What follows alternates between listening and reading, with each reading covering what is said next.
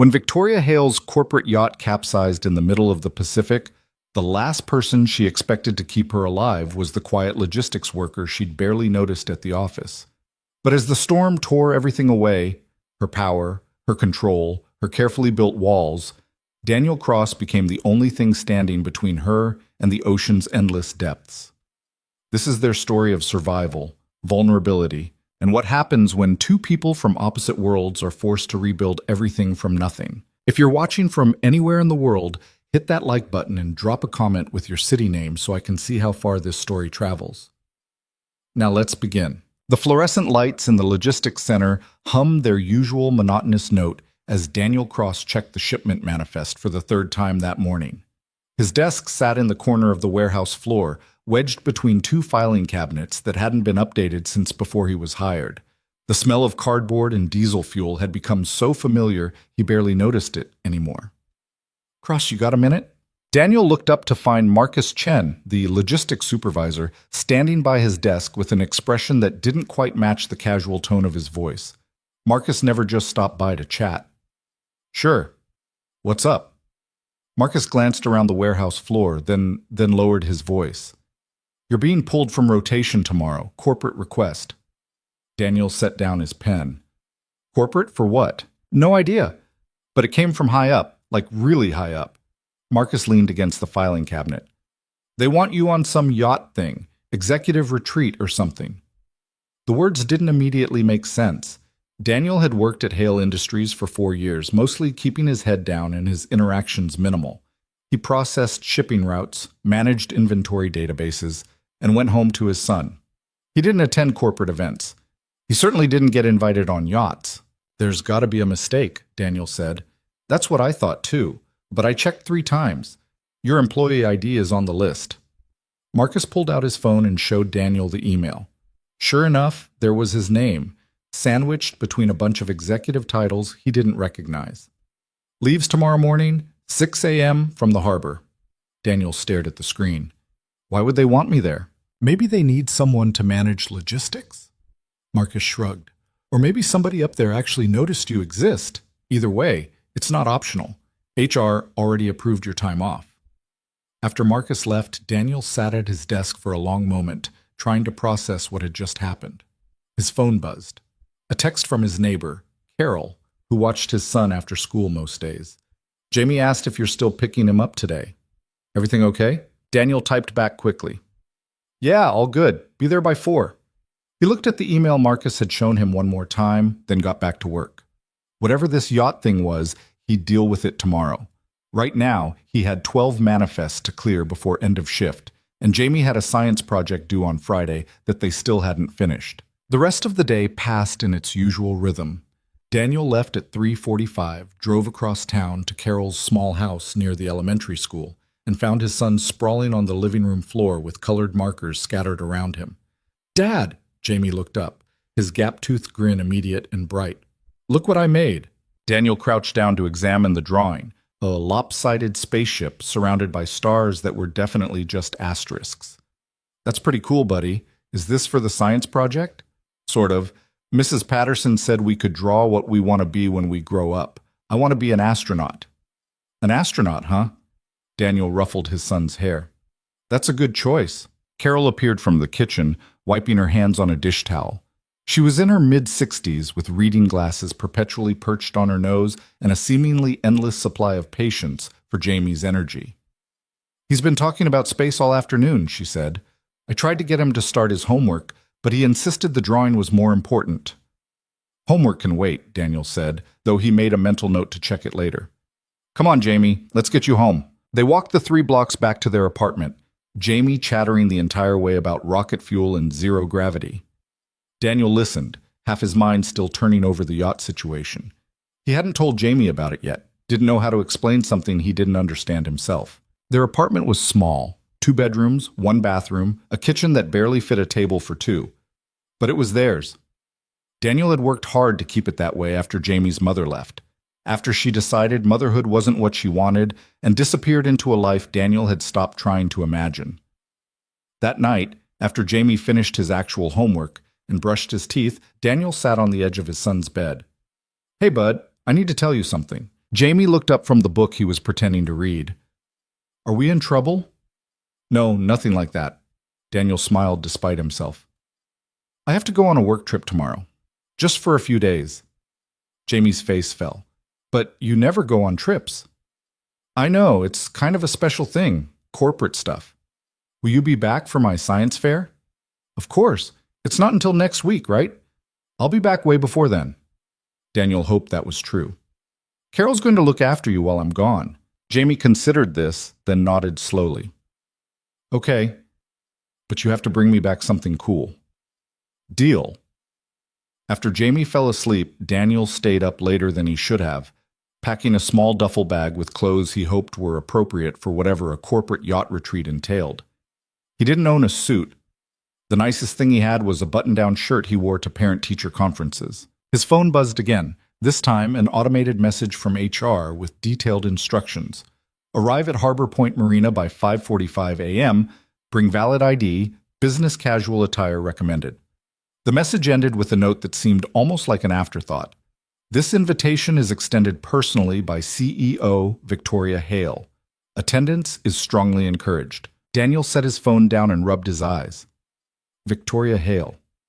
He'd seen her exactly twice in 4 years, once during a company-wide meeting where she'd spoken from a stage so far away she might as well have been on television, and once in passing when she'd walked through the warehouse with a group of executives.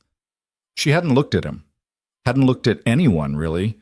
Just moved through the space like she was already thinking 3 steps ahead. Why would someone like that personally invite someone like him onto a yacht? The question followed him into an uneasy sleep. Harbor Point. Marina at dawn was quieter than Daniel expected. A few gulls circled overhead, their cries sharp in the still morning air. The water stretched out in dark, glassy sheets, reflecting the pale orange of the rising sun. Daniel arrived at 5:40, duffel bag in hand, and immediately felt out of place. The other people gathering near the dock were wearing tailored blazers and expensive watches. They spoke in low, confident tones, checking their phones with the ease of people who expected the world to wait for them. He recognized a few faces from company directories, department heads, senior executives, people whose names appeared in all staff emails. None of them recognized him. Name. Daniel turned to find a young woman with a clipboard standing beside him. She wore a polo shirt with the Hale Industries logo embroidered on the chest. Daniel Cross. She scanned her list, then checked a box. You're all set. Boarding starts in 5 minutes. You'll be in Group B. Group B? The yacht has 2 levels. Group A is executive seating on the upper deck. Group B is general seating below. She said it matter-of-factly, like it was the most natural division in the world. Daniel nodded and stepped aside, watching as more people arrived. Expensive luggage, designer sunglasses, conversations about quarterly projections and market positioning. He checked his phone. Still no messages from Carol. Jamie was probably still asleep. At exactly 5:45, a man in a captain's uniform appeared at the dock and gestured toward the yacht. It was bigger than Daniel had imagined, sleek and white with tinted windows and polished railings that caught the early light. Welcome aboard the Meridian, the captain said. We'll be departing shortly. Please proceed to your designated seating areas. The crowd began to move. Daniel followed Group B down a set of stairs into a lower cabin that was all leather seating and soft lighting.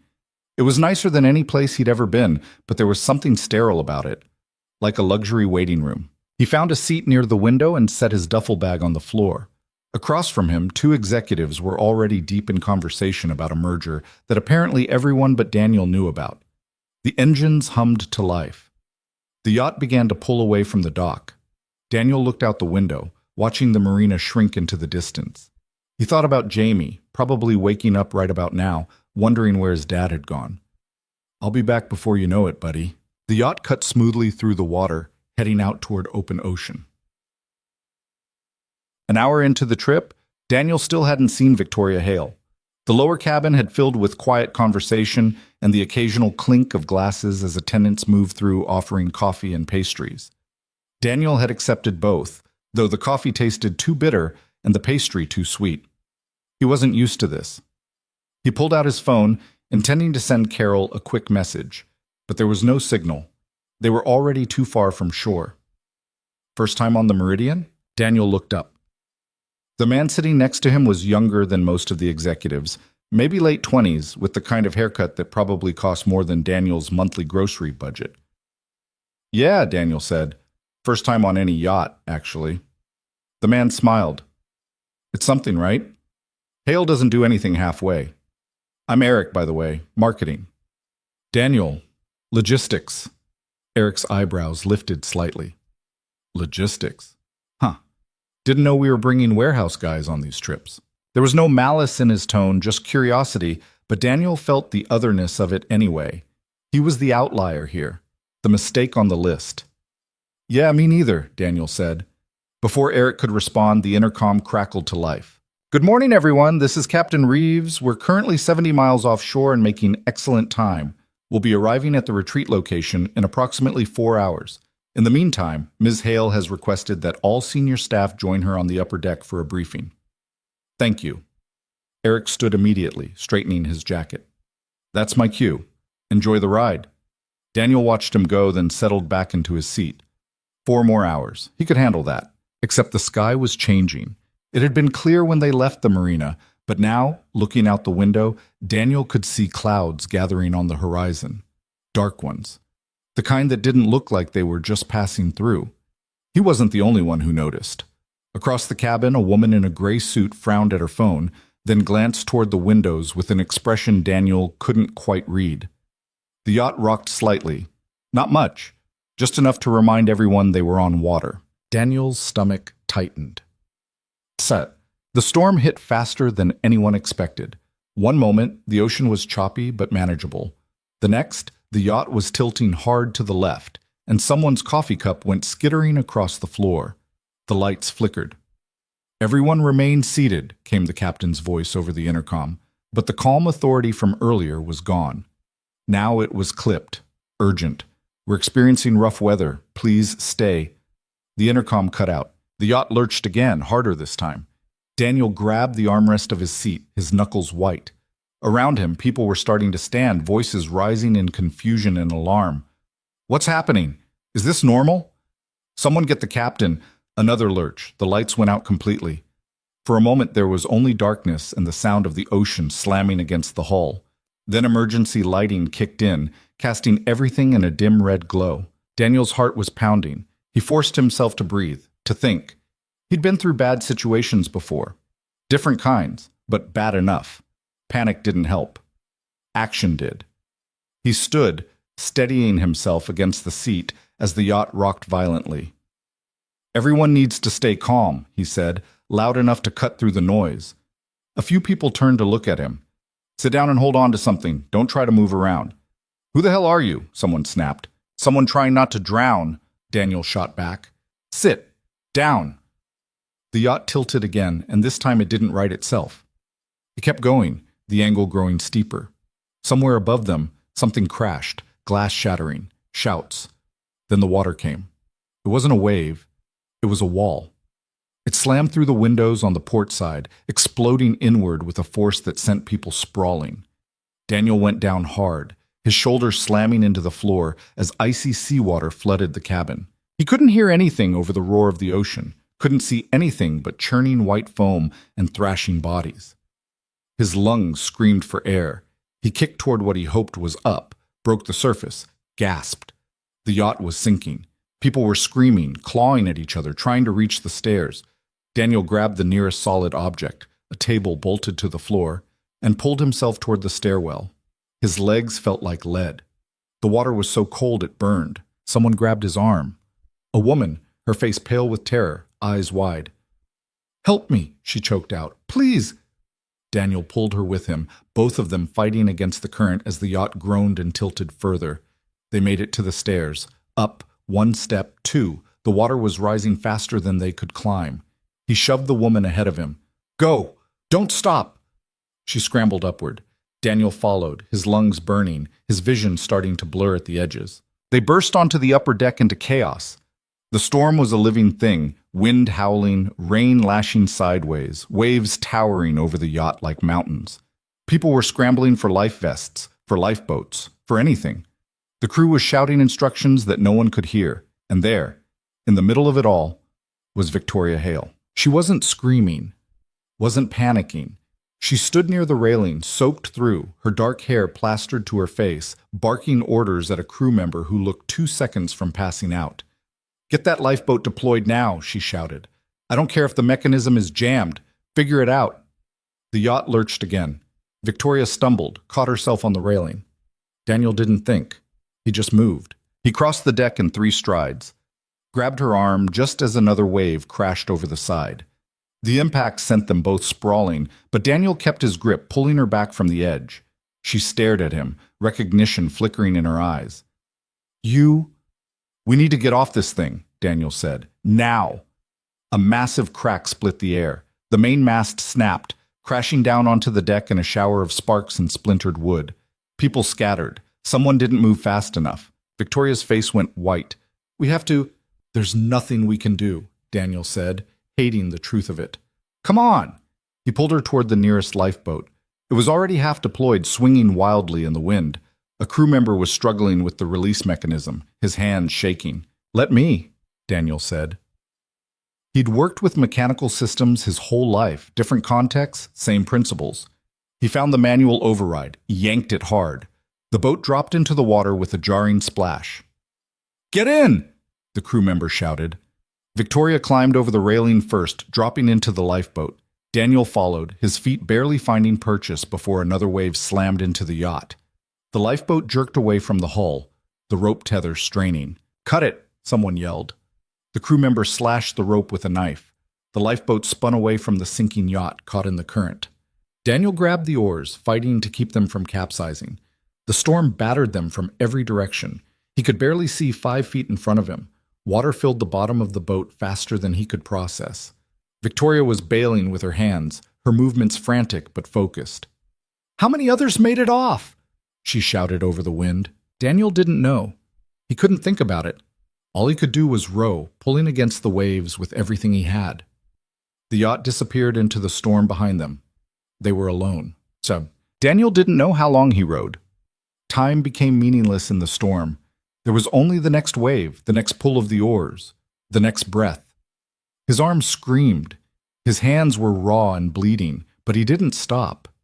Eventually, minutes or hours later, the storm began to ease. The waves grew smaller. The rain softened to a drizzle. The wind died to a whisper. And then there was just silence. Daniel collapsed forward, gasping, the oars slipping from his hands. His whole body shook. "Are you okay?" Victoria's voice. Hoarse, but steady. Daniel lifted his head. She was sitting across from him, drenched and pale, but alive. Her eyes were sharp despite the exhaustion written across her face. "Yeah," he managed. "You?" "I've been better." They sat in silence for a moment, the lifeboat rocking gently on the now calm water. The ocean stretched out in every direction, empty and endless. "How many others got off?" Victoria asked again. Daniel looked back toward where the yacht had been. There was nothing, no debris, no other lifeboats, just water. "I don't know," he said quietly. Victoria's jaw tightened. She looked away, staring out at the horizon. Daniel scanned the boat. Emergency supplies were stowed in a compartment under the seat. Flares, a first aid kit, water rations, a tarp. Not much, but something. "We should take inventory," he said. "Figure out what we've got." Victoria didn't respond for a moment. Then she nodded. "You're right." They worked together, pulling out supplies and laying them in the bottom of the boat. 2 gallons of water, a dozen protein bars, a handheld radio that crackled with static when Daniel tried it, a single emergency beacon. Daniel activated the beacon and set it in the center of the boat. Its red light blinked steadily. "Someone will find us," Victoria said. It sounded like she was trying to convince herself. "Yeah," Daniel said. But he didn't know if he believed it. The sun broke through the clouds, harsh and bright. Daniel shielded his eyes, scanning the horizon again. Still, nothing. "What's your name?" Victoria asked suddenly. He looked at her.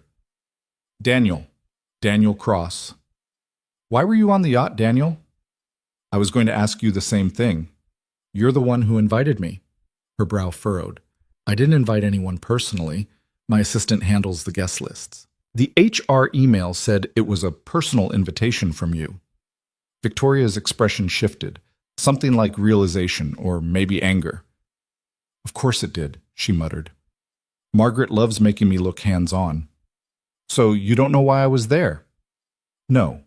She studied him. What do you do at Hale Industries? Logistics. I manage shipping routes and inventory. Logistics, she repeated, like she was tasting the word. And you just happened to be the one who got us off that yacht. I did what anyone would have done. No, Victoria said, her voice flat. You didn't. Most people froze. You moved. Daniel didn't know how to respond to that. He looked down at his hands. The blood had dried, leaving dark streaks across his palms.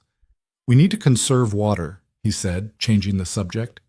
Ration what we have until rescue comes. Victoria nodded. Agreed. They fell into silence again. The lifeboat drifted, carried by currents Daniel didn't understand. Hours passed. The sun climbed higher, baking down on them. Daniel used the tarp to create a makeshift shelter, draping it over the oars to give them some shade. It wasn't much, but it helped. By the time the sun began to set, painting the sky in shades of orange and red, they still hadn't seen a single sign of rescue. Daniel checked the beacon, still blinking. Victoria sat with her knees pulled to her chest, staring out at the water.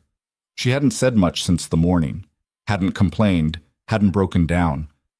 But Daniel could see the tension in her shoulders, the way her hands gripped her arms a little too tight. You should try to sleep, he said. I'll keep watch. I'm fine. You're exhausted. So are you. I'm used to it, Daniel said. It was true. Late nights with Jamie, early mornings at work, the constant hum of keeping everything together. Exhaustion was just part of the landscape. Victoria looked at him for a long moment, then finally she nodded. Wake me if anything changes. She curled up on the bench, using a life vest as a pillow. Within minutes, her breathing evened out. Daniel stayed awake, watching the stars appear one by one in the darkening sky. The ocean was so quiet now, almost peaceful. He thought about Jamie, about Carol, who would be wondering where he was, about the science fair project they hadn't finished. I'll get back to you, buddy, I promise. Somewhere in the distance, a bird cried out. Daniel turned toward the sound, squinting into the darkness. And there, barely visible against the horizon, was a shadow that didn't belong to the water. Land. Daniel didn't wake Victoria immediately. He watched the shadow on the horizon for another 10 minutes, making sure his eyes weren't playing tricks on him. But the longer he stared, the more certain he became. That dark mass against the sky wasn't moving. It wasn't a cloud or another boat. It was solid. Victoria, he said quietly, reaching over to touch her shoulder. Wake up. She stirred, her eyes opening slowly. For a second, she looked disoriented, like she'd forgotten where she was.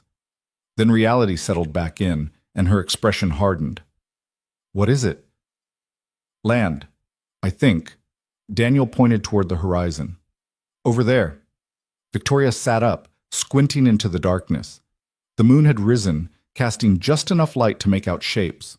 She was silent for a long moment. Are you sure? Pretty sure. She grabbed the oars before he could.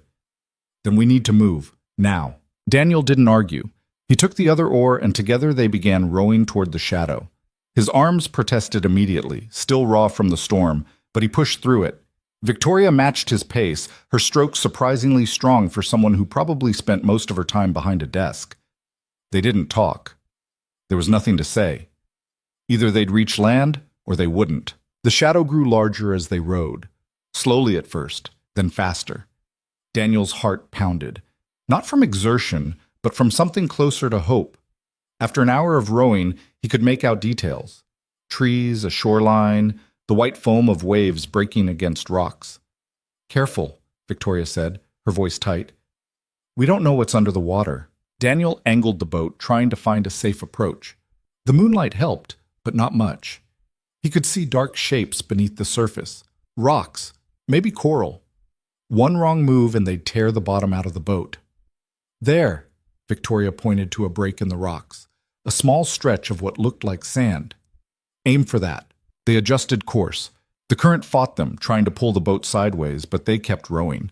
Daniel's entire body burned. His hands were bleeding again, leaving slick marks on the oar. The boat scraped against something. Victoria winced at the sound, but they kept going. Another scrape, this one harder. Then the bow hit sand with a soft crunch. They'd made it.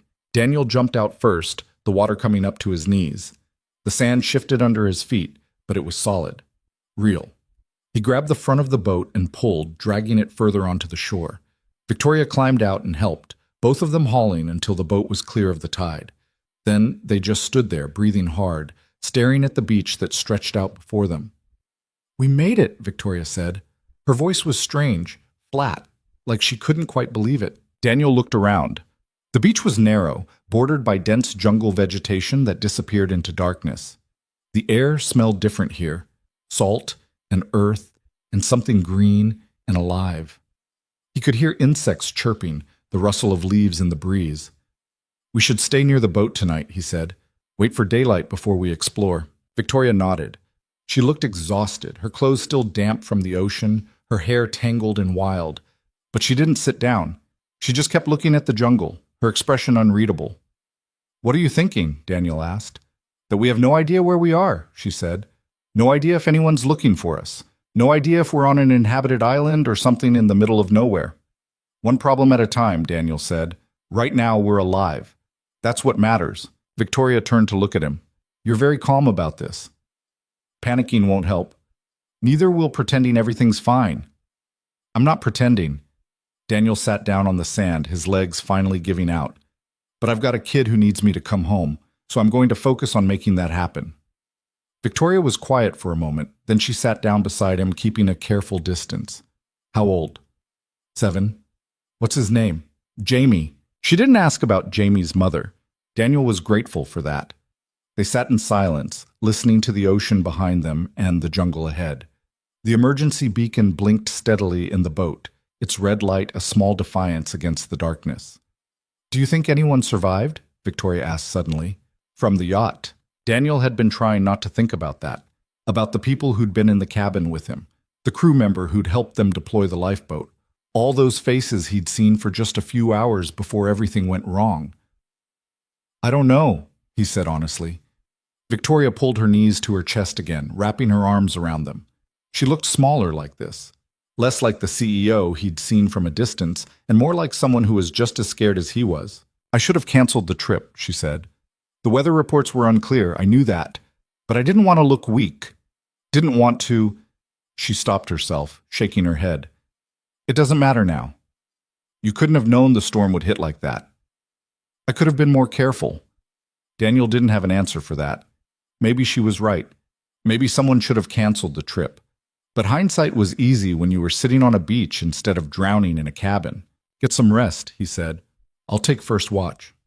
"Watch for what?" "I don't know, but I'm not sleeping until I know we're safe." Victoria looked like she wanted to argue, but she didn't. She just nodded and stretched out on the sand, using her arm as a pillow. Within minutes, her breathing evened out again. Daniel stayed awake, watching the jungle and the ocean in turns. The beacon kept blinking. The stars kept turning overhead, and somewhere, far away, Jamie was probably wondering why his dad hadn't called. When the first light of dawn began to creep across the sky, Daniel finally allowed himself to close his eyes, just for a moment, just to rest. He woke to Victoria shaking his shoulder. "Daniel, look!" He sat up, groggy and disoriented. The sun was fully up now, bright and hot. Victoria was pointing toward the jungle. "There's smoke," she said. Daniel followed her gaze. Sure enough, a thin column of smoke was rising above the trees, maybe half a mile inland. "Someone else is here," Victoria said. Her voice carried something Daniel couldn't quite place. Relief, maybe? Or fear? "Or it's just a fire," Daniel said. "Natural causes." "In the jungle? After a storm?" She had a point. Daniel stood brushing sand off his clothes. His whole body ached. "We should check it out." "What if it's dangerous? What if it's rescue?" Victoria hesitated, then nodded. They pulled the boat further up the beach, hiding it behind a cluster of rocks. Daniel grabbed the emergency kit, slinging it over his shoulder. The beacon stayed with the boat. If anyone came looking from the air or sea, they'd need it. They started walking along the beach, looking for a path into the jungle.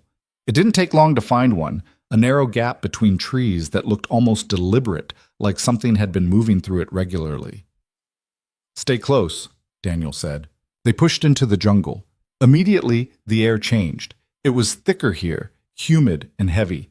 Vines hung from branches overhead, and roots snaked across the ground, threatening to trip them with every step.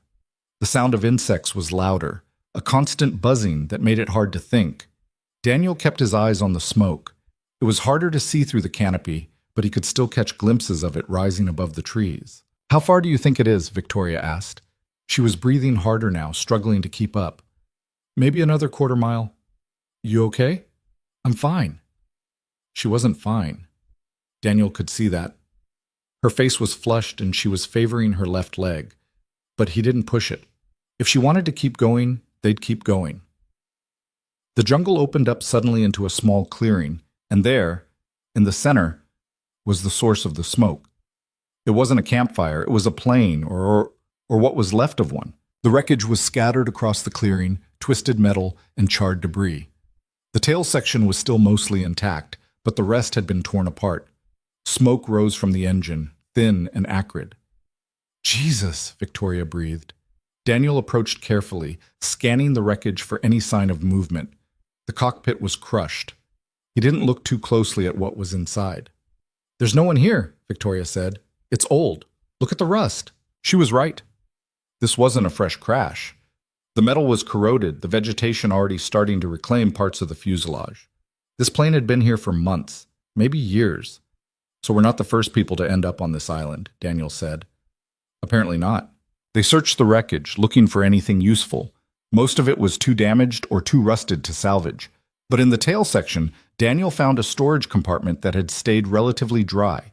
Inside were a few items: a waterproof tarp, a machete with a rusted blade, and a metal canteen. "Better than nothing," he said, pulling the items out. Victoria was staring at the cockpit again. "Do you think they tried to call for help?" "Probably. Doesn't mean anyone heard them." "That's comforting." Daniel slung the tarp over his shoulder. "Come on, we need to find fresh water. That's priority one." They left the clearing, pushing deeper into the jungle. The terrain grew rougher, sloping upward. Daniel's legs burned with the effort, but he kept moving. Victoria stayed close behind him, her breathing labored but steady. After another hour of walking, they heard it, the sound of running water. Daniel picked up the pace, following the noise until they broke through the trees and found a small stream cutting through the rocks. The water was clear, moving fast over smooth stones. "Is it safe to drink?" Victoria asked. "We'll boil it first. But yeah, this is good." They filled the canteen and drank sparingly, the water cold and clean. Daniel's whole body seemed to wake up at the taste of it. He hadn't realized how thirsty he'd been. "We should set up camp near here," he said, "close to the water source." Victoria looked around. "Here? In the jungle?" "Unless you want to haul water back and forth to the beach every day." She didn't argue. They spent the next few hours clearing a small area near the stream, using the machete to cut away the worst of the undergrowth. It was brutal work. The blade was dull, and every swing sent jolts of pain up Daniel's arms. But slowly, they carved out a space large enough for the two of them. By the time the sun started to dip toward the horizon, they had something resembling a camp. The tarp was strung up between trees, creating a rough shelter. The stream provided water, and Daniel had managed to gather enough dry wood for a small fire. He used the flint from the emergency kit to get it started. It took longer than he wanted. His hands were shaking from exhaustion, but eventually a small flame caught. He fed it carefully until it grew into something steady. Victoria sat on a flat rock near the fire, watching him work. She hadn't said much in the last hour, just helped where she could and stayed out of the way when she couldn't. "You're good at this," she said finally. "At what?" "Surviving." Daniel shrugged. "I've had practice." "In the jungle?" "In life." She didn't press him for details. Instead, she pulled out one of the protein bars from the emergency kit and split it in half, handing one piece to Daniel. They ate in silence, the fire crackling between them. The jungle around them was alive with sound, birds calling, insects buzzing, something larger moving through the underbrush in the distance. "How long do you think we'll be here?" Victoria asked. "As long as it takes for someone to find us, or until we figure out how to get off this island ourselves." "And if no one's looking for us?" Daniel met her eyes. Then we make it work. Victoria looked away, staring into the fire. I've never been good at making things work. Could have fooled me. You run $1 billion company. That's different. That's control, systems, processes. This is, she gestured at the jungle around them. This is chaos. Chaos is just another kind of system, Daniel said. You just have to figure out the rules. And you think you figured them out? Not even close. But I'm learning. Victoria smiled, just a little. It was the first real smile he'd seen from her since the yacht. It didn't last long, but it was something. They sat by the fire as night fell, neither of them wanting to be the first to give up and sleep. But eventually, exhaustion won. Victoria curled up under the tarp and Daniel banked the fire, making sure it would last through the night. He stayed awake a little longer, listening to the jungle. Somewhere in the distance, an animal howled. Daniel added another log to the fire and settled back against a tree. Tomorrow, they'd start figuring out the rest. Food, shelter. A real plan for getting off this island. But tonight, they were alive. They had water. They had fire. It was enough. The days that followed blurred together in a rhythm Daniel hadn't expected but somehow fell into naturally. Wake at dawn, boil water, check the fire, eat whatever meager rations they had left. Then work. The work was endless. There was always something that needed fixing, building, or gathering. Daniel took the lead most of the time, not because Victoria couldn't help, but because she didn't know where to start. And to her credit, she didn't pretend otherwise. "Show me what to do," she'd say. And he would. They reinforced the shelter first, weaving palm fronds into the gaps between the tarp and the branches. It wasn't pretty, but it kept most of the rain out when the afternoon storms rolled through. Victoria's hands blistered from the work, but she didn't complain. She just kept going. Food was harder. The protein bars ran out on the third day. After that, they were on their own. Daniel had never hunted before, but he'd watched enough survival shows to know the basics. He fashioned a spear from a straight branch and the machete, carving the tip into a rough point. It took him 6 tries to catch his first fish, a small, silver thing that fought harder than it had any right to. But when he finally hauled it onto the rocks, Victoria actually laughed. "You did it," she said, like she hadn't believed he could. "Don't get too excited. I have no idea how to clean this thing." They figured it out together. It was messy and awkward, and they probably wasted half the meat. But they cooked what was left over the fire, and it tasted better than anything Daniel had eaten in months. "Not bad," Victoria said, licking her fingers. "Not good either. But not bad." That became their standard. Not bad. Good enough. Better than nothing. On the 5th day, Victoria found a grove of fruit trees near the stream. The fruit was small and tart, nothing like the oranges or apples Daniel was used to, but it was edible. They ate until their stomachs hurt, then gathered as much as they could carry back to camp. "We should map this out," Victoria said. "Mark where the fruit is, where the fish are easiest to catch. Make it more efficient." Daniel raised an eyebrow. "You want to optimize survival?" Old habits. But she was right. Over the next few days, they explored more of the island, marking landmarks with piles of stones. The island was bigger than Daniel had initially thought, maybe 3 or 4 miles across. Most of it was jungle, thick and nearly impassable. But there were clearings, streams, and rocky outcroppings that gave them vantage points to see the ocean. They never saw another boat, never saw a plane. The beacon back at the beach kept blinking, but no one came. "Maybe the signal isn't strong enough," Victoria said one afternoon as they stood on a high ridge overlooking the water. "Or maybe no one's looking in this area. Or maybe they think we're dead." Daniel didn't respond. He'd thought the same thing. If the yacht sank fast enough, if there were no other survivors, rescue teams might have assumed everyone went down with it. They could search for weeks and never come close to this island. "We can't just wait," Victoria said. "We need a backup plan." "Like what?" "Build something. A raft. A signal fire big enough to see from miles away. Something." Daniel looked out at the ocean. It stretched endlessly in every direction, vast and indifferent. Building a raft felt impossible, but so did everything else they'd done in the past week.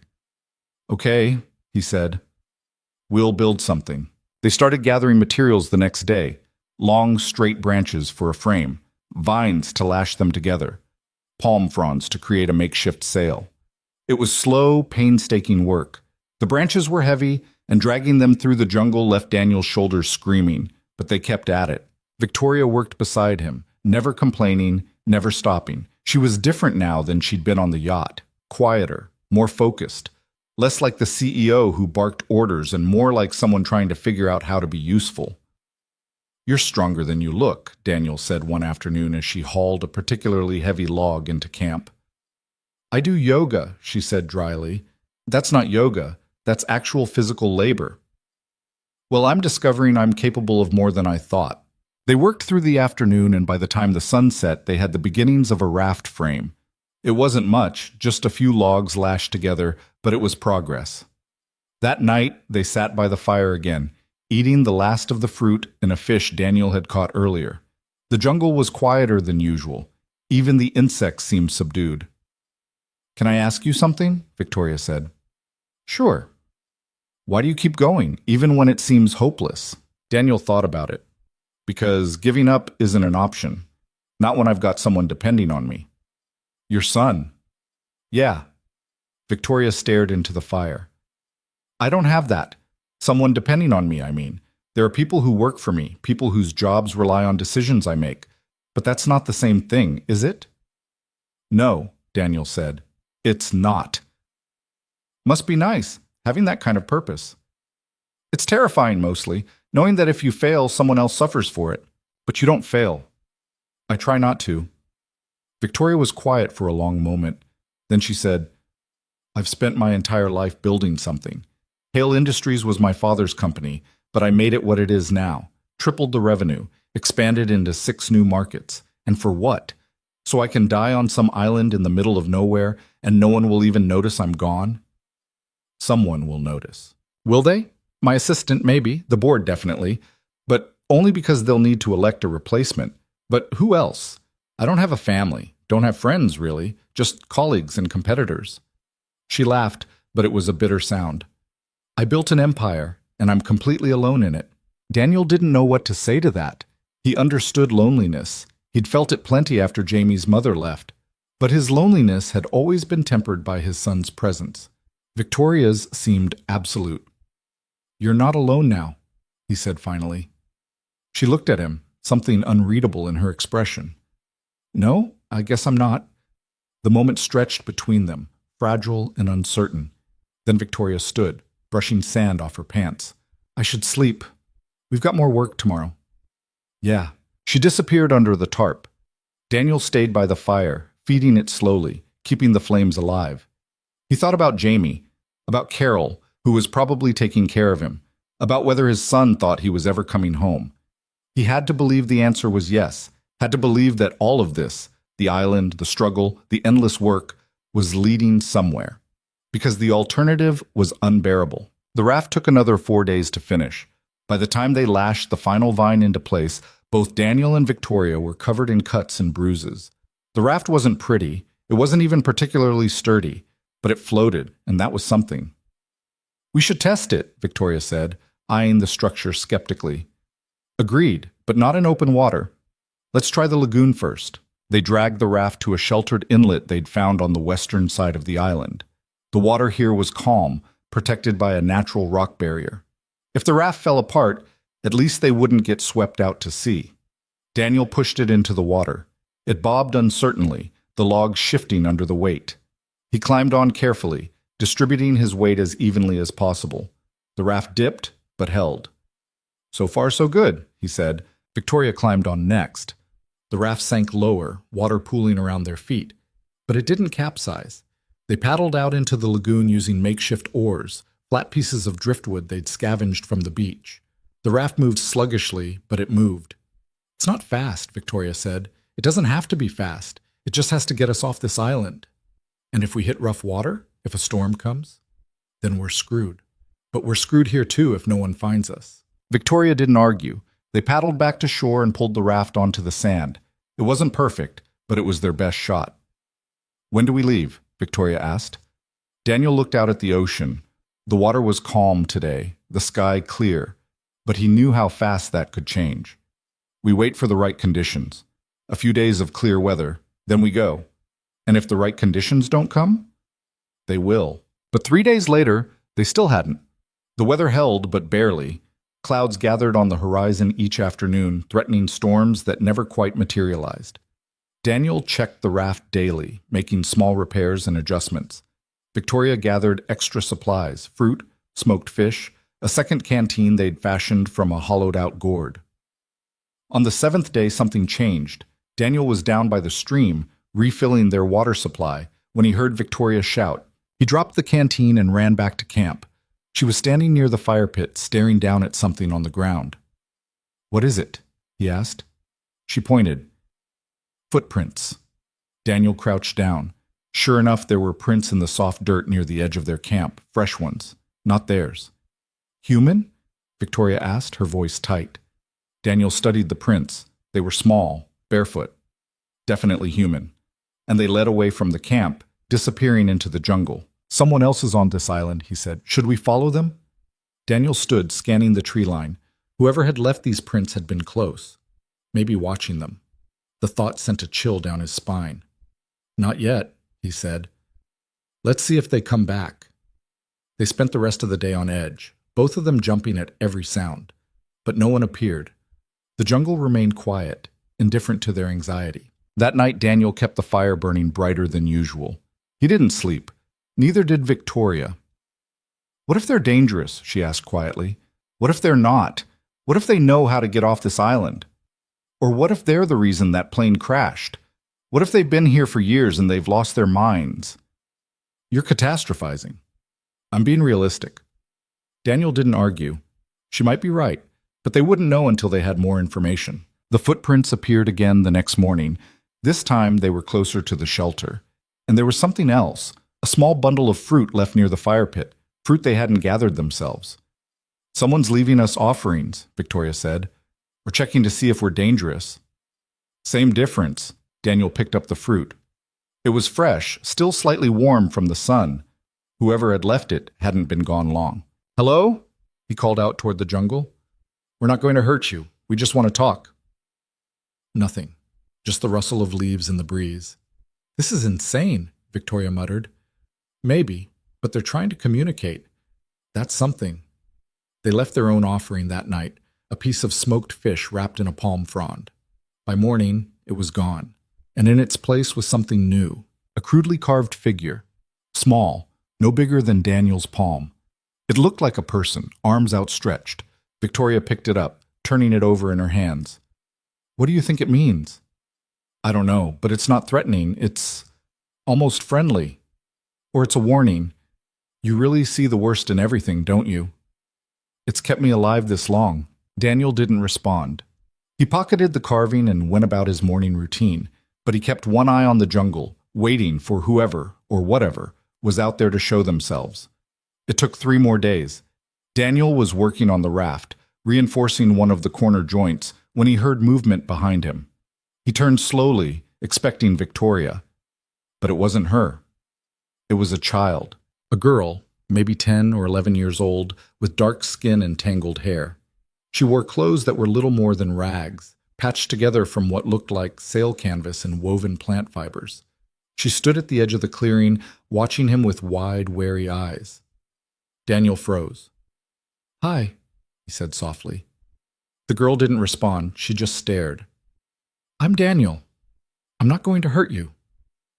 Still nothing, but she didn't run. "Victoria!" Daniel called, not taking his eyes off the girl. "Come here, slowly." Victoria emerged from the jungle carrying an armload of firewood. She stopped short when she saw the girl. "Who?" "I don't know, but I think she's been leaving us the gifts." Victoria set down the firewood carefully, moving like she was approaching a wild animal.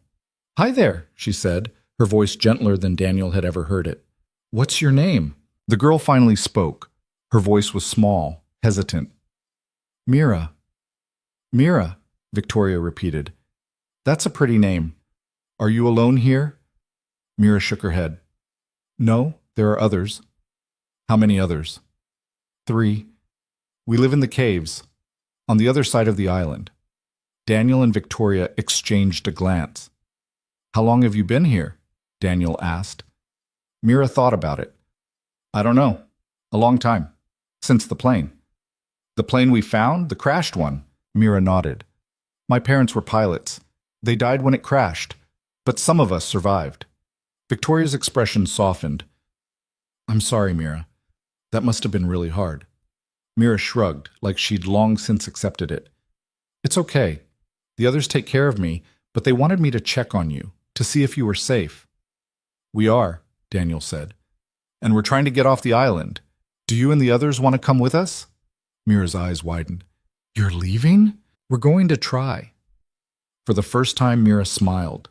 It was a small, uncertain thing, but it was real. I'll ask the others, she said. Maybe they'll want to go too. She turned and disappeared back into the jungle before either of them could respond. Daniel and Victoria stood in silence for a long moment. We're not alone, Victoria said finally. No, Daniel said. We're not. And for the first time since the yacht sank, he felt something close to hope. Mira didn't return that day. Or the next. Daniel tried not to worry about it, but the silence gnawed at him. He kept replaying their brief conversation, wondering if he'd said something wrong, if the girl had been scared off.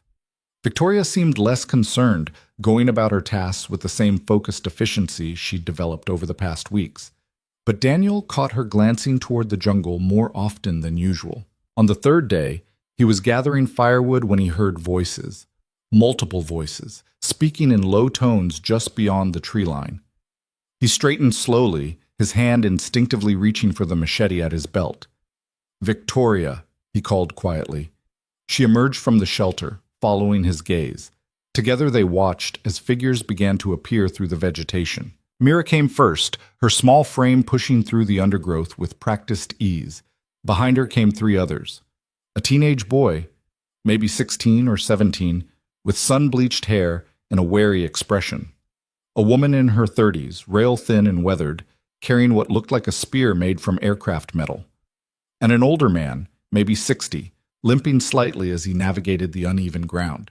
They all stopped at the edge of the clearing, maintaining a careful distance. These are the others, Mira said, her voice small but clear.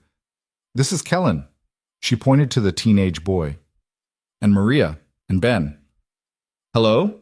Daniel said, raising his hand slowly to show he wasn't armed. I'm Daniel. This is Victoria. Maria's eyes swept over their camp, taking in the shelter, the fire pit, the half-finished raft on the beach. Her grip on the spear didn't loosen. Mira says you're planning to leave, she said. Her accent was thick, Spanish maybe. On that? She nodded toward the raft. We're going to try, Daniel said. You'll die, Maria said flatly. The currents around this island, they pull everything back. We've tried 3 times, lost 2 people. The words hit Daniel like cold water. You've tried to leave? Of course we've tried, Ben said. His voice was rough, gravelly. You think we want to live here? We've been stranded for almost 3 years. Victoria stepped forward. 3 years? And no one's come looking for you? They did. At first. Kellen spoke for the first time, his voice quieter than Daniel expected. We saw helicopters maybe a month after the crash, but they never saw us. After that, nothing. Why didn't you signal them? Victoria asked. Fire, smoke, something? We did, Maria said. Burned half the jungle trying to get their attention. They still didn't see us. This island, it's not on most maps. Too small. Too remote. We're invisible. Daniel felt something sink in his chest. 3 years. These people had been here for 3 years and no one had found them. What chance did he and Victoria have? So you just gave up? Victoria's voice had an edge to it now. Accepted that you'd die here? Maria's expression hardened. We didn't give up. We survived. There's a difference. Maria, Ben said, his tone warning. They're not our enemies. We don't know what they are. They're people, Mira said quietly, like us. And they have food and fire. And they're nice. Maria looked at the girl, and something in her expression softened just slightly. She lowered the spear, but only a fraction. What do you want from us? She asked Daniel. Nothing, he said honestly. We didn't even know you were here until a few days ago. But if we're going to try to get off this island, maybe we should work together, pool resources, share information. And if your raft fails, Maria asked, what then? Then we try something else. Maria studied him for a long moment. Then she looked at Victoria, her gaze sharp and assessing. Victoria met it without flinching. You're the CEO woman, Maria said. From that yacht that sank, we saw the wreckage wash up on the South Beach. Victoria's face went pale. There's wreckage? Not much, some debris, life vests, a piece of the hull with the name on it. Maria paused. No bodies. If there were other survivors, they didn't make it here. Victoria turned away, her shoulders tense. Daniel wanted to say something, but the words stuck in his throat. Come see our camp, Ben said, breaking the silence. If we're going to talk about working together, you should see what we've built. Daniel and Victoria exchanged a glance. Then they nodded. The journey to the caves took nearly an hour. Ben set a slow pace, his limp more pronounced over the rough terrain. Kellen stayed close to him, offering a steady hand when the older man stumbled. Mira walked beside Victoria, chattering quietly about the island, where to find the best fruit, which parts of the beach had the calmest water, which areas to avoid because of sharp rocks or sudden drop-offs. Maria led the way, her spear held loosely but ready. She didn't speak to Daniel or Victoria, didn't even look back to check if they were following. But Daniel noticed the way she positioned herself between them and the others, always maintaining a protective distance. When they finally reached the caves, Daniel understood why Maria was so cautious. The entrance was hidden behind a waterfall, accessible only by climbing across slick rocks that would be impossible to navigate at night or during heavy rain. Inside, the cave system opened into a series of chambers, some large enough to stand in, others barely wide enough to crawl through. But it was dry, protected. And clearly, these people had made it home. They'd built sleeping platforms from salvaged aircraft seats and woven palm fronds. A central fire pit vented smoke through a natural chimney in the rock. Shelves carved into the cave walls held supplies.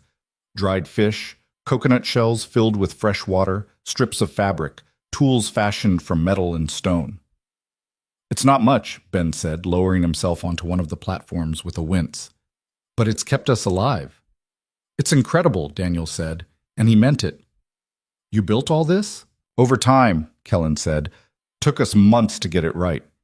We lost a lot of supplies early on. Made a lot of mistakes. We're still making mistakes, Maria said. She finally set down the spear, though Daniel noticed she kept it within arm's reach. But we learn. We adapt. Victoria was examining one of the shelves, running her fingers over the tools. This is good work. Organized. Efficient. You sound surprised, Maria said. I am. Most people would have fallen apart long before now. Most people don't have a choice. They sat around the fire pit, the five of them forming an uneasy circle.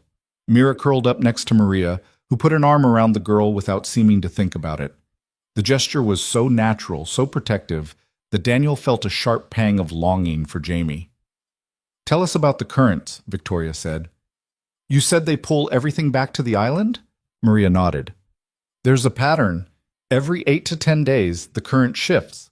For about 48 hours, it flows away from the island toward the shipping lanes to the north.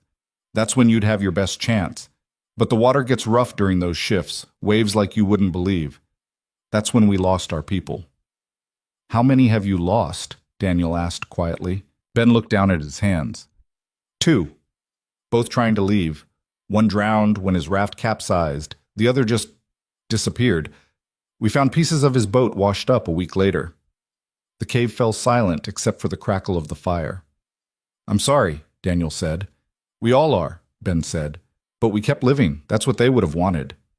When's the next current shift? Victoria asked. 5 days, Kellen said. We've been tracking it. Same pattern every time. Victoria looked at Daniel. He could see the question in her eyes. 5 days. Barely enough time to prepare to reinforce the raft, to gather supplies. But it might be their only shot. We need a bigger raft, Daniel said, strong enough to hold all of us, and we need to time it exactly right. You want to take all of us? Maria asked, her voice sharp with suspicion. You said it yourself, working together is how we survive. If we're going to risk the currents, we do it with the best chance possible. That means more hands, more knowledge, more supplies. Maria shook her head. It's too dangerous. We barely have enough materials for a raft that size. And even if we build it, what makes you think it'll work this time? Because we'll do it better, Victoria said. Her voice had that CEO edge again, the tone that expected people to listen. You've learned from your mistakes. We've learned from ours. We combine that knowledge, build something stronger, plan it down to the last detail. We can do this. You sound very sure of yourself, Maria said. I am.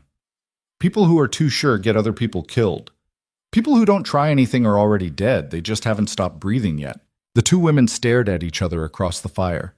Daniel could feel the tension crackling between them, two different kinds of strength colliding. Let her try, Mira said softly. Please, Maria, I want to go home. Maria's expression cracked, just for a second. She pulled Mira closer. You don't remember home, Pequeña. You were too young. But I want to see it anyway. Don't you? Maria didn't answer, but Daniel saw the way her jaw tightened, the way her eyes glistened in the firelight. We'll help, Ben said finally. Build the raft together, pool our resources. But we do this carefully, no unnecessary risks. Agreed, Daniel said. They talked late into the night, mapping out a plan. Kellen knew where to find the strongest wood on the island. Maria knew which vines held weight and which would snap. Ben had salvaged rope and canvas from the plane wreckage, stored in a hidden cache on the far side of the island. And Mira, despite her age, knew the island better than any of them, could navigate the jungle paths with her eyes closed. By the time they finished, the fire had burned down to embers. Victoria's eyes were heavy with exhaustion, but there was something else there too. Something Daniel hadn't seen in weeks. Purpose. We should head back to our camp, Daniel said. Start gathering materials in the morning. You can stay here tonight, Ben offered. It's not safe to travel through the jungle in the dark. Too easy to lose your way. Daniel looked at Victoria. She nodded. They settled into one of the smaller chambers, away from the main fire. Someone had left them a blanket woven from plant fibers and a couple of aircraft seat cushions to sleep on. It wasn't comfortable, but it was better than the ground. What do you think? Victoria asked quietly as they lay in the darkness. I think they've been through hell and they're still standing. That counts for something. Maria doesn't trust us. Can you blame her? We're strangers. For all she knows, we could make things worse. We won't. You can't promise that. Victoria was quiet for a moment. Then she said, I have to believe we won't. Otherwise, what's the point of trying? Daniel didn't have an answer for that. He closed his eyes, listening to the sound of water dripping somewhere deeper in the cave system. Daniel? Victoria's voice was barely a whisper. Yeah? Thank you for not giving up, for pulling me off that yacht, for all of it. He opened his eyes, though he couldn't see her in the darkness. You don't have to thank me. I do. Because I would have given up by now if it was just me. I know that. I would have laid down on that beach and waited to die. But you didn't. Because you didn't let me. Daniel didn't know what to say to that.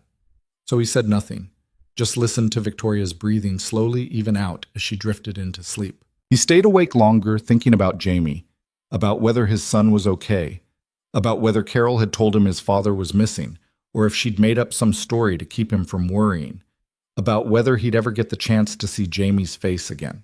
He had to believe he would, had to believe that all of this effort, all of this struggle was leading somewhere. In the morning, they got to work. The next 5 days were the hardest Daniel had experienced since the yacht sank. They worked from dawn until well past dark, hauling materials through the jungle, constructing a raft that was 3 times the size of the one Daniel and Victoria had built alone. Kellen proved to be surprisingly skilled at engineering, able to calculate weight distribution and structural integrity in ways that reminded Daniel of the logistics work he used to do. Ben worked slowly but steadily, his experience evident in every knot he tied, every joint he reinforced. Maria remained skeptical, constantly pointing out flaws and weaknesses, but her criticism made the raft stronger. And Mira was everywhere, fetching tools, gathering supplies, keeping morale up with her relentless optimism. Victoria threw herself into the work with an intensity that surprised everyone. She didn't complain about the blisters on her hands or the sunburn across her shoulders. She just kept going, adapting to whatever task needed doing. Daniel watched her transform over those days, the polished CEO fading away to reveal something rawer underneath. Something that had maybe always been there, but had been buried under years of boardrooms and bottom lines. On the 3rd day, they had an accident. They were lashing the final support beams into place when one of the vines snapped. The beam swung loose, catching Victoria across the ribs and sending her sprawling. She hit the sand hard, the air knocked out of her. "Victoria!" Daniel dropped what he was holding and ran to her side. "Are you okay?" She tried to sit up and gasped, her face going white. "I'm fine, just give me a second." Maria was there a moment later, her hands moving with practiced efficiency as she examined Victoria's side. "Lift your shirt," she ordered. Victoria complied, wincing as she moved. A dark bruise was already forming across her ribs, spreading like spilled ink. "Nothing's broken," Maria said after a moment. "But you're going to be sore for a while. No heavy lifting for the next few days." "We don't have a few days," Victoria said through gritted teeth. "The current shift's in 2 days. Then someone else will do the heavy lifting. You'll supervise." "I don't need to supervise. I need to help." Maria's expression hardened. "You want to help? Then don't make yourself useless by pushing too hard and making it worse. Use your brain instead of your body." For a second, Daniel thought Victoria was going to argue, but then she deflated, nodding slowly. "Okay, you're right." Maria helped her to her feet, surprisingly gentle. "Come on, let's get you back to the cave. You need to rest." Daniel watched them go, Victoria leaning slightly on Maria's arm. Kellen appeared beside him. "She's tougher than she looks," the boy said. "Yeah," Daniel agreed. "She is." They finished the raft that evening. It was massive, sturdy, with a makeshift mast and sail fashioned from aircraft canvas. It wasn't pretty, but it looked like it could survive rough water. They dragged it to the launch point, a sheltered cove on the northern shore where the current would be strongest. Ben stood looking at it for a long time, his expression unreadable. "What do you think?" Daniel asked. "I think it's the best chance we've had," Ben said. "But that doesn't mean it's a good chance." "You don't have to come. None of you do. This is a choice." Ben shook his head. "I've been on this island for 3 years. If I die trying to leave, at least I die doing something. That's better than just waiting." That night, they gathered in the cave one last time. Tomorrow, they would load the raft with supplies and wait for the current to shift. Then they would launch, all 6 of them, and hope that the ocean was kinder than it had been before. Victoria sat beside Daniel, her movements careful because of her ribs. She'd been quieter since the accident, more thoughtful. Now, as the others prepared for sleep, she leaned closer to him. "Can I tell you something?" she asked. "Sure." "I'm terrified." Daniel looked at her. In the firelight, she looked younger somehow, less guarded. "Me too. I keep thinking about what happens if we don't make it, if the raft breaks apart, or we get swept off course, or—" She stopped herself. "I've spent my whole life controlling things, making sure everything goes according to plan. But this? I can't control this, and it's killing me." "You don't have to control it," Daniel said. "You just have to trust that we've done everything we can. And if that's not enough, then at least we tried." Victoria was quiet for a moment. Then she said, "I'm glad you were on that yacht. I know that sounds crazy, but if I had to be stranded with someone, I'm glad it was you." Daniel felt something tighten in his chest. "Yeah, me too." She leaned her head against his shoulder, just for a moment. Then she pulled away, settling back against the cave wall. "Get some sleep," she said. "Tomorrow's going to be a long day." But neither of them slept much that night. The current shifted just after dawn. They felt it before they saw it. A change in the water's rhythm, the waves pulling differently against the shore. Kellen confirmed it, wading out into the shallows and watching the way the water moved around his legs. "This is it," he said. "We have maybe 36 hours before it shifts back." They loaded the raft quickly, working together with the efficiency of people who'd learned to trust each other. Food and water secured in waterproof containers salvaged from the plane. The emergency beacon from Daniel and Victoria's original lifeboat, still blinking its hopeful red light. Extra rope, tools, a tarp for shelter. Everything they thought they might need.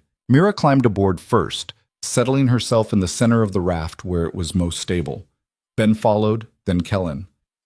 Maria hesitated, one hand on the edge of the raft, her eyes scanning the horizon. "You okay?" Daniel asked. "Just thinking about the ones who didn't make it," she said quietly, "hoping we're not about to join them." "We won't." Maria looked at him, and for the first time, something like trust flickered in her expression. You better be right. She climbed aboard. Victoria went next, moving gingerly because of her ribs. Daniel went last, pushing the raft into deeper water before hauling himself up. They were off. The first few hours were almost peaceful. The current carried them steadily northward, away from the island.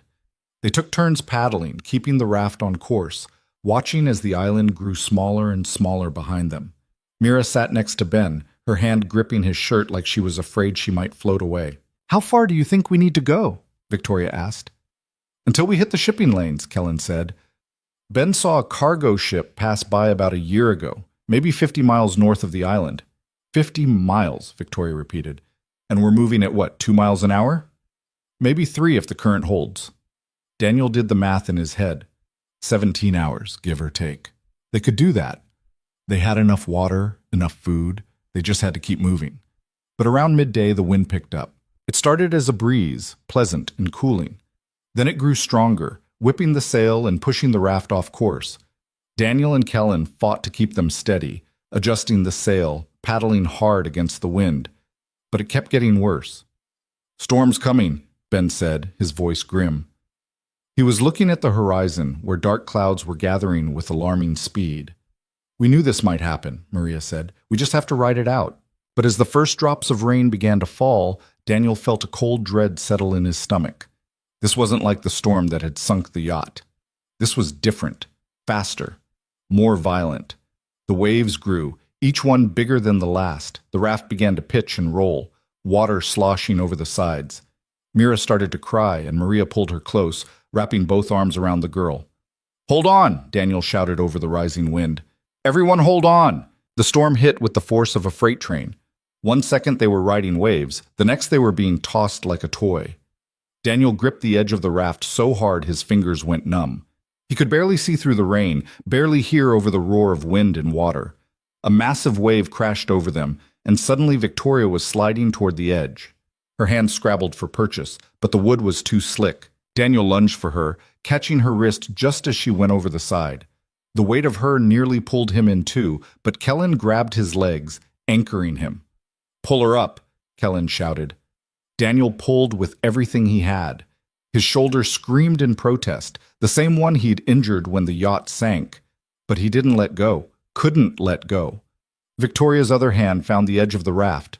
Together, they hauled her back aboard. She collapsed onto the deck, gasping and shaking. Thank you, she managed. Thank you. Another wave hit. This one was even bigger, a towering wall of water that seemed to block out the sky. The raft tilted at an impossible angle, and for a moment Daniel was sure they were going to capsize. Then they were falling, dropping down the face of the wave, the raft slamming into the trough with bone-jarring force. Something cracked. A support beam, maybe, or one of the mast supports. Daniel couldn't tell. All he knew was that the raft was coming apart.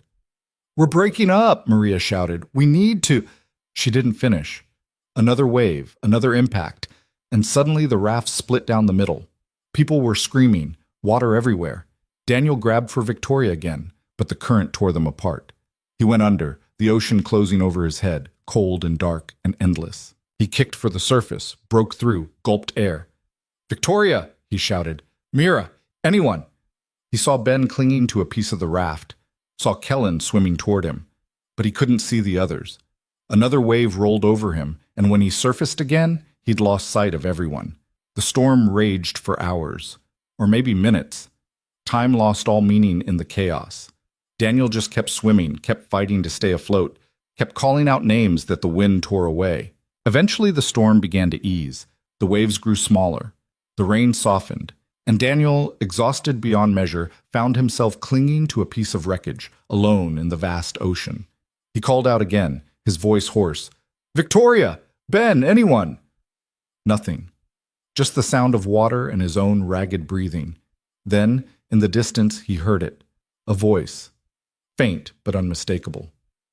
Daniel! He turned, scanning the water. There. Maybe 50 yards away. Victoria, clinging to another piece of the raft. Relief flooded through him so intense it was almost painful. I'm coming, he shouted. He let go of his wreckage and started swimming. His arms felt like lead, his legs barely responding, but he kept going, stroke after stroke, until he reached her. She grabbed onto him, and he grabbed onto her, and for a moment they just held each other, both of them shaking and gasping. "The others," Victoria said. "Did you see? Ben and Kellen were together. I don't know about Maria and Mira." Victoria's face crumpled. "We lost them. After everything, we lost them." "We don't know that. We just have to keep looking." They searched for the next hour, calling out, swimming from one piece of wreckage to another, but they found no one, just debris from the shattered raft, scattered across the water like broken promises. Finally, as the sun began to set, Daniel had to accept the truth. The others were gone, either dead or swept so far away that they might as well be. It was just him and Victoria now, again, like it had been from the beginning. They found a larger piece of the raft, big enough for both of them to climb onto. They lay there, exhausted and heartbroken, watching the sky turn from orange to purple to black. "We failed," Victoria said quietly. "We tried. It wasn't enough." Daniel didn't respond. What could he say? She was right. They'd tried to be smart, to be careful, to do everything right, and people had still died. Victoria rolled onto her side, facing away from him. He could hear her crying, soft and broken. He wanted to comfort her, but he didn't know how. So he just lay there, staring up at the stars, thinking about Jamie and wondering if he'd ever see his son again. Sometime in the night, Victoria reached back and found his hand.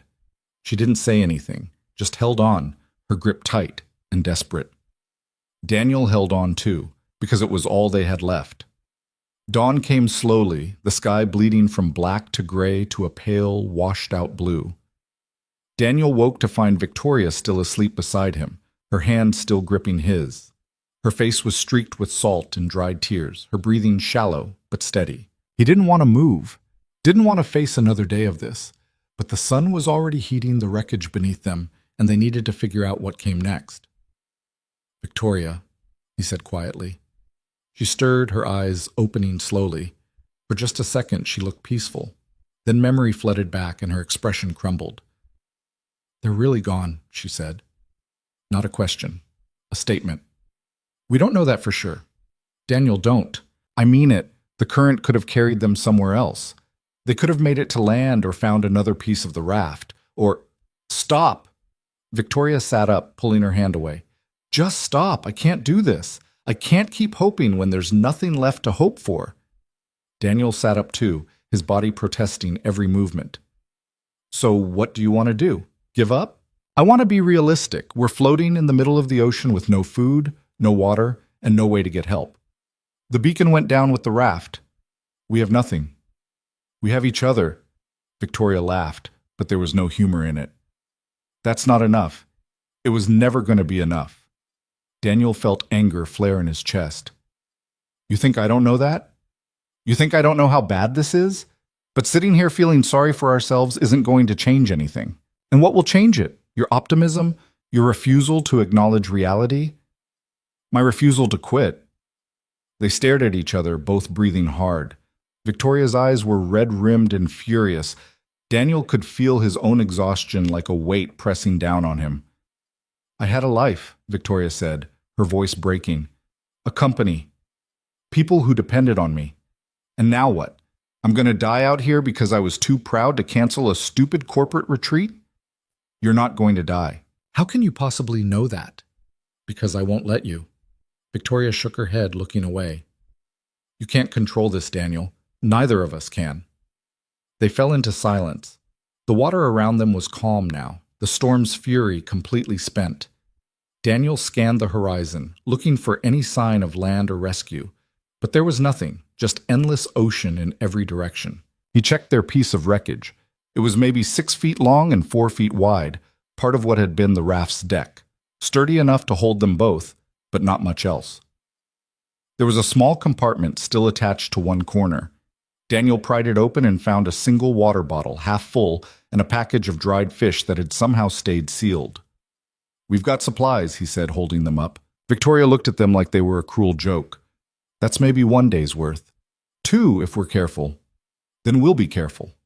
He handed her the water bottle. She took it but didn't drink, just held it in her lap.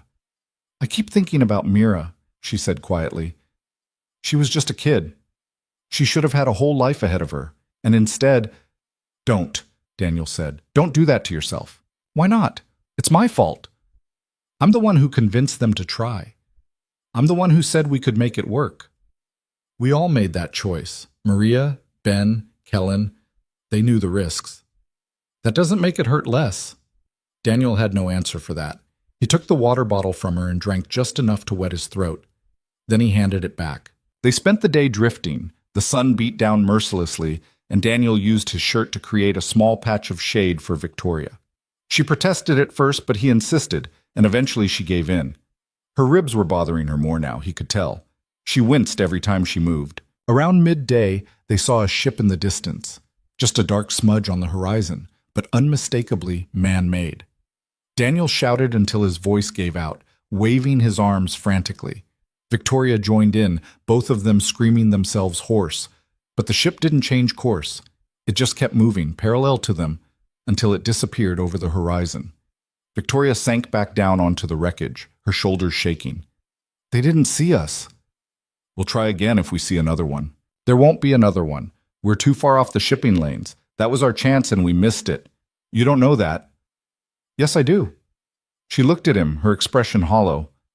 I know you're trying to keep me going. I know you think if you just stay positive enough, everything will work out. But it won't, Daniel. We're going to die out here.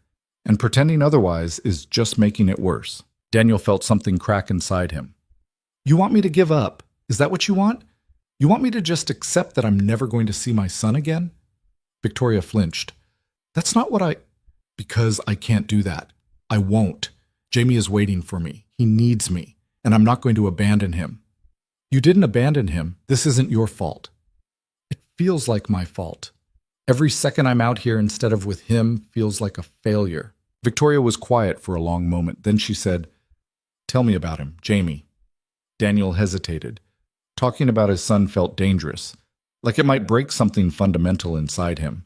But he also wanted to. Needed to, maybe. He's 7, Daniel said. Smart as hell. Wants to be an astronaut. He's got this gap between his front teeth that makes him look like a mischievous squirrel. He smiled despite himself. His mom left when he was 2. Just decided one day that she didn't want to be a mother anymore and walked out. So it's been just the 2 of us ever since. That must have been hard. It was the best thing that ever happened to me. Not her leaving. That was hell. But getting to be Jamie's dad? Getting to be the one he runs to when he's scared or excited or just wants to show me a picture he drew? That's everything. Victoria's eyes were wet. He's lucky to have you. I'm lucky to have him. They sat in silence for a while, the water lapping gently against the wreckage. Daniel thought about bedtime stories and scraped knees and the way Jamie laughed when Daniel tickled him. He thought about all the moments he might never get back. I don't have anyone like that, Victoria said finally. No one who needs me the way Jamie needs you. My parents are dead. I don't have siblings. Don't have close friends, really. Just employees and business associates. What about relationships? Someone you were seeing? Victoria shook her head. I dated in college, had a few serious boyfriends, but after I took over the company, there wasn't time. Or maybe I just didn't make time. I don't know. It seemed easier to focus on work, on building something that mattered. The company matters. Does it? What's the point of running a billion-dollar enterprise if you die alone with no one to miss you? Someone will miss you, your employees, they'll miss what I did for them, the paychecks, the strategy. But me? The actual person? I don't think anyone knows her well enough to miss her. Daniel looked at her, really looked at her. The sun had burned her skin, turning it pink and raw. Her hair was a tangled mess. Her expensive clothes were torn and salt-stained. She looked nothing like the CEO he'd seen from across the warehouse. She looked human, breakable, real. I would miss you, he said. Victoria met his eyes. You barely know me. I know you've been stubborn and brave and stronger than you think you are.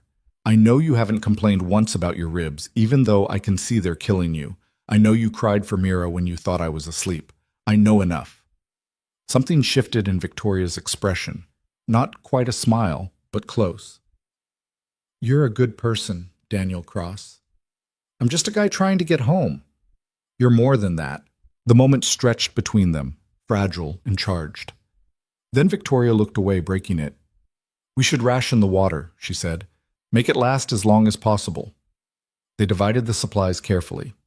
1 sip of water every 4 hours. A small piece of fish morning and night. It wasn't enough to satisfy hunger or thirst, but it was something. By the second day, Daniel's lips were cracked and bleeding. Victoria's too. They barely talked, conserving energy. Just lay side by side on the wreckage, watching clouds drift past overhead. On the third day, Victoria got worse. She'd been fighting a fever since the night before, her skin hot to the touch despite the cool water around them. Now she was shivering uncontrollably, her teeth chattering. "I'm fine," she said when Daniel tried to check on her, but her voice was weak, thready. "You're not fine, something's wrong." "Just tired, need to sleep." But Daniel could see it wasn't just exhaustion. Her breathing was too fast, too shallow. And when he checked her ribs, the bruising had spread, dark purple and sickly green. "I think you've got an infection," he said. Victoria laughed weakly. "Of course I do, because this wasn't bad enough already. We need to keep you cool, get the fever down." He soaked his shirt in seawater and laid it across her forehead. She winced at the cold but didn't protest. Daniel stayed close, monitoring her breathing, watching for signs that she was getting worse. As night fell, Victoria's fever spiked. She started mumbling, half delirious, talking to people who weren't there. "Dad, I did what you asked," she said, her eyes unfocused. "I saved the company, made it bigger, better. Are you proud? Dad?" Daniel's chest tightened. He took her hand, squeezing gently. "I'm here, Victoria. You're okay. No one's here, I'm always alone. Even when there are people everywhere, I'm alone. You're not alone now." She looked at him, her eyes glassy with fever. "Daniel?" "Yeah, it's me. I'm scared." "I know. I don't want to die." "You're not going to." She squeezed his hand so hard it hurt. "Promise me. If I don't make it, promise me you'll get back to Jamie. Tell him—" She stopped, struggling for words. "Tell him his dad was brave. Tell him that. You can tell him yourself when we get back." "Daniel, no, I'm not making that promise because you're going to be fine. We both are." Victoria's eyes drifted closed. "You're a terrible liar." He stayed awake all night, keeping watch over her. Every time her breathing changed, every time she shifted or moaned, his heart jumped. He kept the wet shirt on her forehead, kept talking to her even when she didn't respond, kept holding her hand like it was the only thing tethering her to life. When dawn came, Victoria's fever had broken. She was still weak, still pale, but her eyes were clearer. "You stayed up all night," she said, her voice hoarse. "Someone had to. Thank you. Don't thank me yet. We're not out of this." But something had changed. Daniel could feel it in the air, in the way the water moved beneath them. He scanned the horizon and saw it. Land. It was just a dark line against the sky, but it was there, solid, real. "Victoria," he said, his voice shaking. "Look." She turned her head, following his gaze. Her breath caught. "Is that—" "Yeah." They stared at it, neither quite believing. After everything, after all the loss and pain and desperation, there was land. Daniel started paddling with his hands, kicking with his legs, pushing the wreckage toward the distant shore. Victoria helped as much as she could, though her movements were weak and uncoordinated. It took hours. The sun climbed high, then started to descend again. Daniel's arms burned, his legs cramped, but he didn't stop. Couldn't stop. Not when they were this close. As they drew nearer, Daniel could make out details. A beach, trees, and something else. Something that made his heart leap into his throat. Buildings, small ones, but unmistakably human-made. "There are people there," Victoria said, her voice filled with disbelief. "Daniel, there are people." They pushed harder. The wreckage scraped against a sandbar, and Daniel jumped into the shallow water, pulling it the rest of the way to shore. Victoria climbed off slowly, her legs barely holding her. They collapsed onto the beach together, gasping and shaking. "We made it," Victoria said. "We actually made it." Daniel couldn't speak. He just lay there, feeling solid ground beneath him for the first time in days, and tried not to cry. A voice called out in a language Daniel didn't understand. He lifted his head and saw people running toward them, fishermen maybe, or villagers.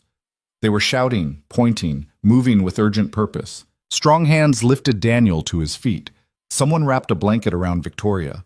A woman was pressing a water bottle to Daniel's lips, speaking rapidly in what sounded like Indonesian or Malay. "My friend," Daniel managed, pointing at Victoria. "She's hurt. She needs a doctor." The woman nodded vigorously, calling to the others. They brought a stretcher, loading Victoria onto it with surprising gentleness. She reached for Daniel's hand as they lifted her. "Don't leave me," she said. "I won't, I promise." They were carried to the village, a small collection of houses clustered near the shore. Someone ran ahead, and by the time they arrived, an older man with medical supplies was waiting. He examined Victoria quickly, his hands skilled and confident, then started giving orders. Daniel tried to follow, but exhaustion finally caught up with him. His legs gave out, and he collapsed onto a bench outside the medical hut. Someone brought him food, rice and fish and fresh water. He ate mechanically, barely tasting it. Time passed in a blur. People came and went, speaking in their language, occasionally gesturing at him with concern or curiosity. Daniel answered their questions as best he could, though he had no idea if they understood him. Finally, the old man emerged from the hut. He said something to Daniel, smiling and nodding. "She's okay?" Daniel asked. "Victoria's okay?" The man seemed to understand. He nodded again, more emphatic this time, and gestured for Daniel to follow. Victoria was lying on a cot, an IV in her arm, her ribs properly bandaged. She looked pale, but stable. When she saw Daniel, she smiled. "Hey," she said weakly. "Hey, yourself. They're giving me antibiotics and fluids and something for the pain that's making everything feel very floaty." "Good. You need it. They said a boat comes through here every few days, brings supplies, takes people to the mainland. We can get on it. Go home." Home. The word hit Daniel like a physical blow. Jamie, Carol, his apartment, his life. It was all waiting for him, had been this whole time, and now he could actually get back to it. "When's the next boat?" he asked. 3 days? 3 days. After everything, that seemed like nothing. They could wait 3 days. They'd waited this long. "We're going to make it," Victoria said. "We're actually going to make it." "Yeah," Daniel said. "We are." He pulled up a chair and sat beside her cot, taking her hand. She squeezed it gently, her eyes already drifting closed. "Stay with me?" she asked. "I'm not going anywhere." And he didn't. He stayed beside her as she slept, as the villagers brought him food and clean clothes, as the sun set and rose and set again. He stayed because he'd promised he would, and because some part of him wasn't ready to let go yet. 3 days later, the boat arrived. It was a small cargo vessel, rusty and weather-beaten, but it might as well have been a luxury yacht. The captain spoke broken English and agreed to take them to the nearest city with an airport. The villagers helped them aboard, waving as the boat pulled away from shore. Daniel stood at the railing, watching the island disappear behind them. Victoria stood beside him, still weak but getting stronger every day. "Do you think they made it?" she asked quietly. "The others? I don't know. I hope so." "Me too." They were quiet for a moment. Then Victoria said, "What happens when we get back? To the real world?" Daniel had been trying not to think about that. "I go home to Jamie, figure out if I still have a job. Try to explain where I've been." "And us?" "What do you mean?" Victoria looked at him. "This. Whatever this is between us. Does it just end when we get on that plane?" Daniel didn't know how to answer, because the truth was complicated. He and Victoria came from different worlds, had completely different lives. What had worked on an island? What had made sense when survival was the only thing that mattered? Would any of that translate to reality? "I don't know," he said honestly. Victoria nodded slowly. "I understand." But something in her expression told Daniel she didn't. Not really. The journey to the city took 2 days. When they finally docked, it felt surreal.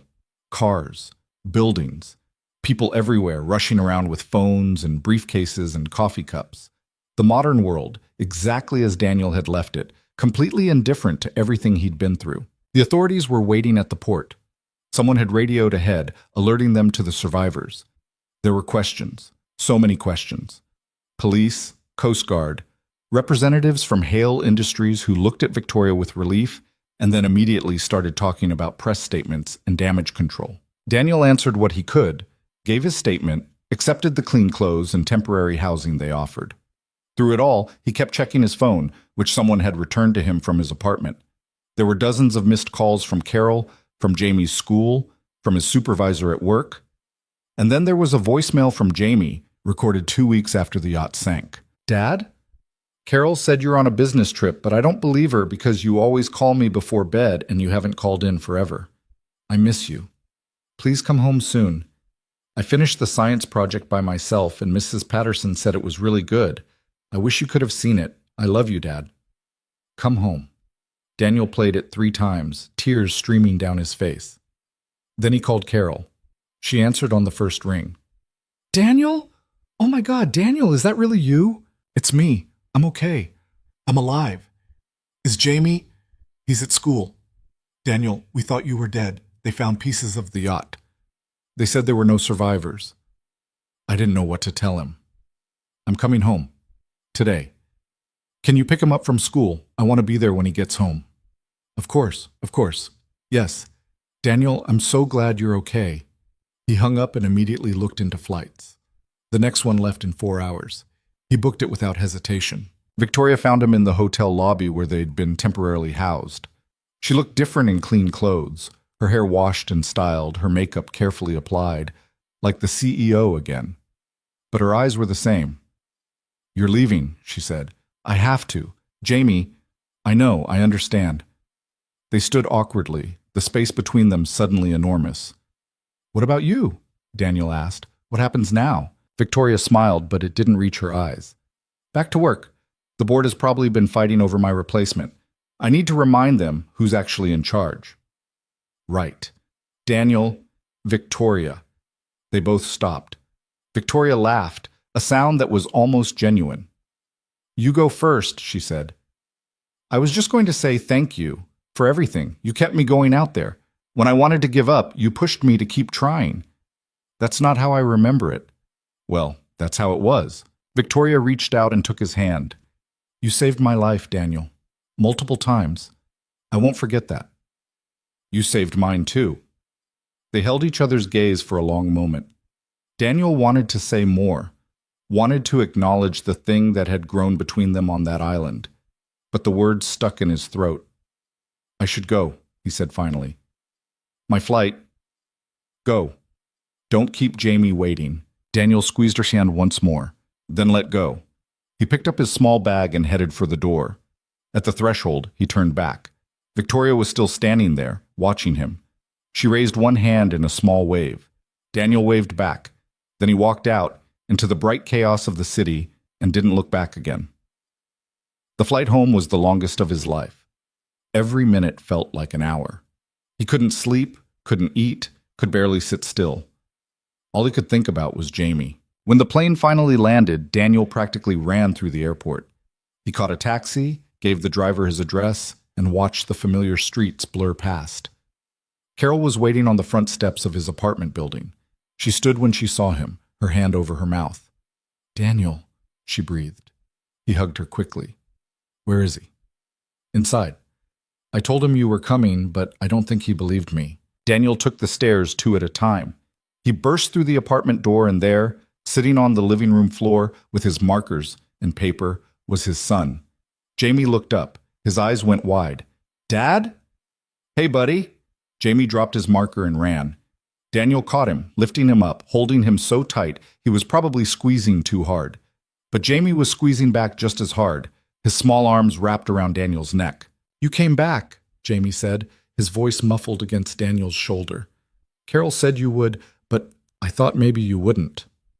"I'll always come back to you, always." "Where were you?" "It's a long story. I'll tell you all about it. But right now, I just want to be here with you."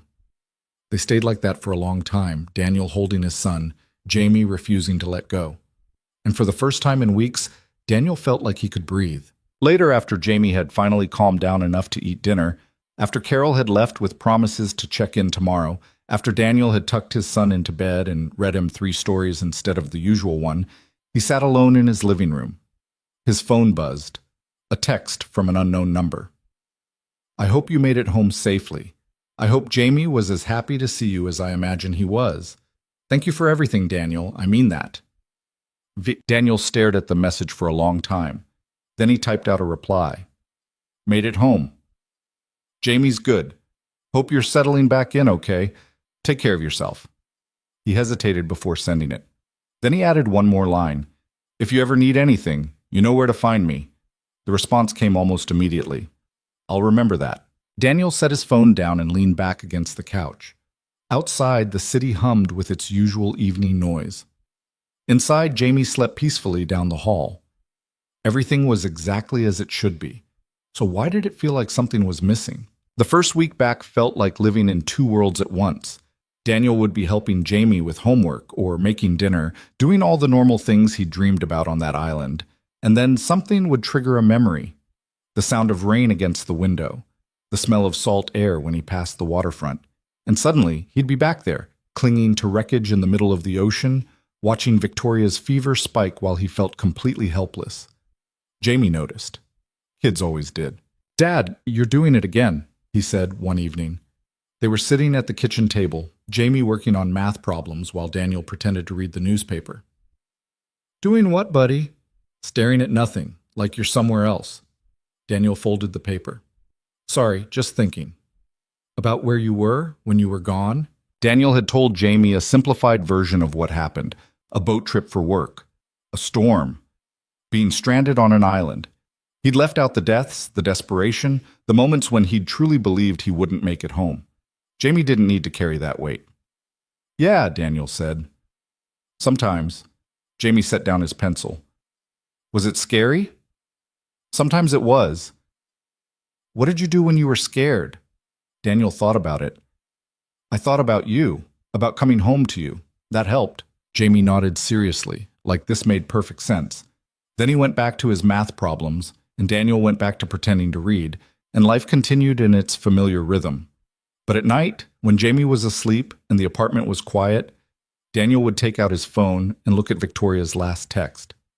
He never responded to it. Didn't know what he'd say if he did. But he kept looking at it anyway. 2 weeks after he got back, his supervisor called him into the office. Marcus looked uncomfortable, shuffling papers on his desk that didn't need shuffling. So Daniel, good to have you back. Really good. Thanks. It's good to be back. About your position. Daniel's stomach dropped. I'm being let go. What? No, nothing like that. Marcus looked genuinely surprised. The opposite, actually. Corporate wants to offer you a promotion. Logistics manager. Better pay, better hours. You'd be overseeing the whole department instead of just processing manifests. Daniel stared at him. Why? Why? Marcus laughed. Because you survived a yacht sinking and 3 weeks stranded on an island. That kind of resourcefulness, that problem solving under pressure, corporate thinks those are exactly the skills they need in management. That's not how logistics management works. Maybe not, but they're offering anyway. You interested? Daniel thought about it. Better pay would help with Jamie. Better hours meant more time at home. It made sense to say yes. But something about it felt wrong. Like he was being rewarded for the worst experience of his life. Can I think about it? He asked. Sure. Take a few days. Daniel left the office more confused than when he'd entered. On his way out, he ran into someone he didn't recognize. A young woman with a professional smile and a Hale Industries ID badge. Mr. Cross, I'm Sarah Chen from Corporate Communications. Do you have a moment? I'm kind of in a hurry. This won't take long. Ms. Hale wanted me to reach out. She's planning a memorial service for the yacht incident to honor those who were lost. She'd like you to attend, maybe say a few words. Daniel felt like he'd been punched. A memorial service. Yes. Next Friday at the downtown office. It would mean a lot to the families if you could be there. As one of the survivors, your perspective would be, I'll think about it, Daniel said, cutting her off. Then he walked away before she could say anything else. That night, he couldn't sleep. He kept thinking about the others, about Ben and Kellen and Maria and Mira, about whether their families even knew what had happened, about whether they'd ever been found. At 2 a.m, he gave up on sleep and went to his laptop. He searched for news about the yacht sinking, about rescue operations, about anything. Most of the articles focused on Victoria, the CEO who survived against all odds. There were a few mentions of Daniel, but always in passing. The logistics worker who was also rescued. An afterthought. He found one article that mentioned the others. 4 people still missing, presumed dead. Their names weren't listed. They were just statistics. Daniel closed the laptop and put his head in his hands. The memorial service was held in the top-floor conference room of Hale Industries headquarters. Daniel had never been in this building before. The lobby alone probably cost more than his entire apartment. Everything was marble and glass and expensive art that he didn't understand. He almost turned around and left 3 times before he made it to the elevator. The conference room was packed. Families, employees, board members, everyone dressed in black, speaking in hushed tones. A large photo montage played on screens around the room, showing faces of people who'd been on the yacht. Daniel recognized a few from the lower cabin. Most he'd never seen before. He found a seat near the back, trying to be invisible. Victoria was at the front of the room, speaking with an older couple. Even from a distance, Daniel could see the strain in her expression. She was in full CEO mode, composed, professional, every word carefully chosen. But he could see the cracks if he looked closely enough. Their eyes met across the room. For just a second, something passed between them. Recognition. Shared pain. Then someone else approached Victoria, and the moment was gone. The service began. A board member gave a speech about tragedy and resilience. Another executive talked about the company's commitment to safety. It all felt rehearsed, performative. Daniel tuned most of it out. Then Victoria took the podium. "I don't have a prepared speech," she began. Her voice was steady but quiet. "I've been trying to write one all week, but every time I start, it feels wrong, like I'm trying to make sense of something that doesn't make sense." She paused, her hands gripping the podium. 15 people died when that yacht sank. 15 people who had families, friends, lives that mattered. I knew some of them. Worked with them for years. Others I'd never met. But they were all there because of me. Because I wanted to do a corporate retreat. Because I thought it would be good for morale. Someone in the audience shifted uncomfortably. "I can't undo that," Victoria continued. "I can't bring them back. All I can do is promise that I'll remember them, that this company will remember them, that we'll do better." She stepped back from the podium. There was scattered applause, uncertain and thin. Then Victoria's eyes found Daniel again. "I'd like to invite Daniel Cross to say a few words. He was one of the survivors. And he's one of the bravest people I know." Every head in the room turned to look at him. Daniel's chest tightened. He wanted to refuse, to stay in his seat, to leave. But Victoria was still looking at him, and there was something in her expression that was almost pleading. He stood, walked to the front of the room on legs that felt like they belonged to someone else. At the podium, he looked out at the crowd of strangers and didn't know what to say. "I'm not good at speeches," he started. I'm a logistics guy. I process manifests. I don't do this." A few people smiled politely. "But I was there, and I want you to know that the people who died weren't just names on a list. They were real. They fought. They tried to survive. And some of them almost made it." His voice cracked. He took a breath. "After the yacht sank, we found other survivors. People who'd been stranded on an island for years after a plane crash. There was a girl named Mira. She was maybe 11 years old. She'd lost her parents in the crash, but she was still..." He stopped, collecting himself. "She was still hopeful, still brave. And we tried to get her off that island. We built a raft together. We thought we could make it." The room was completely silent now. "We didn't make it. The raft broke apart in a storm. And Mira and the others, He couldn't finish. "I don't know if their families are here. I don't even know if anyone knows they existed. But they did. They were real. And they deserve better than they got."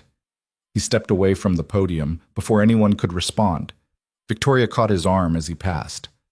"Thank you," she whispered. Daniel just nodded and kept walking. He made it to the elevator before the tears came. He was sitting in his car in the parking garage, trying to pull himself together, when someone knocked on the window. Victoria. He rolled down the window. "Can I get in?" she asked. Daniel unlocked the passenger door. Victoria slid into the seat, still in her black dress and heels, looking completely out of place in his beat-up sedan. "That was harder than I thought it would be," she said. Which part? All of it. Seeing everyone, talking about what happened, seeing you. Daniel looked at her. Why is seeing me hard? Victoria was quiet for a moment. Because when I look at you, I remember everything, the good and the bad, and I don't know what to do with that. You're doing fine, back to work, back in control. That's what you wanted, right? I thought it was. She picked at a thread on her dress. But it turns out running a company feels a lot less important when you've spent 3 weeks thinking you were going to die. So what are you going to do? I don't know. That's the problem. For the first time in my life, I genuinely don't know what comes next. Daniel understood that feeling better than he wanted to admit. You'll figure it out. Will I? Victoria looked at him. What about you? What comes next for Daniel Cross? I go back to my life, raise my kid, do my job, same as before.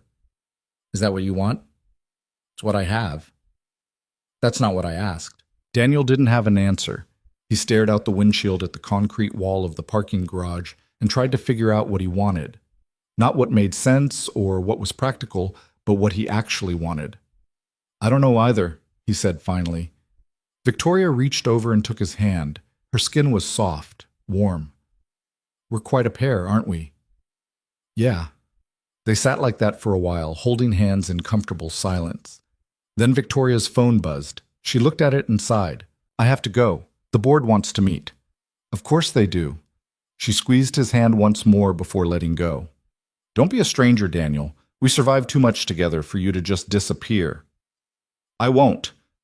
But as she got out of the car and walked away, Daniel wondered if he was lying.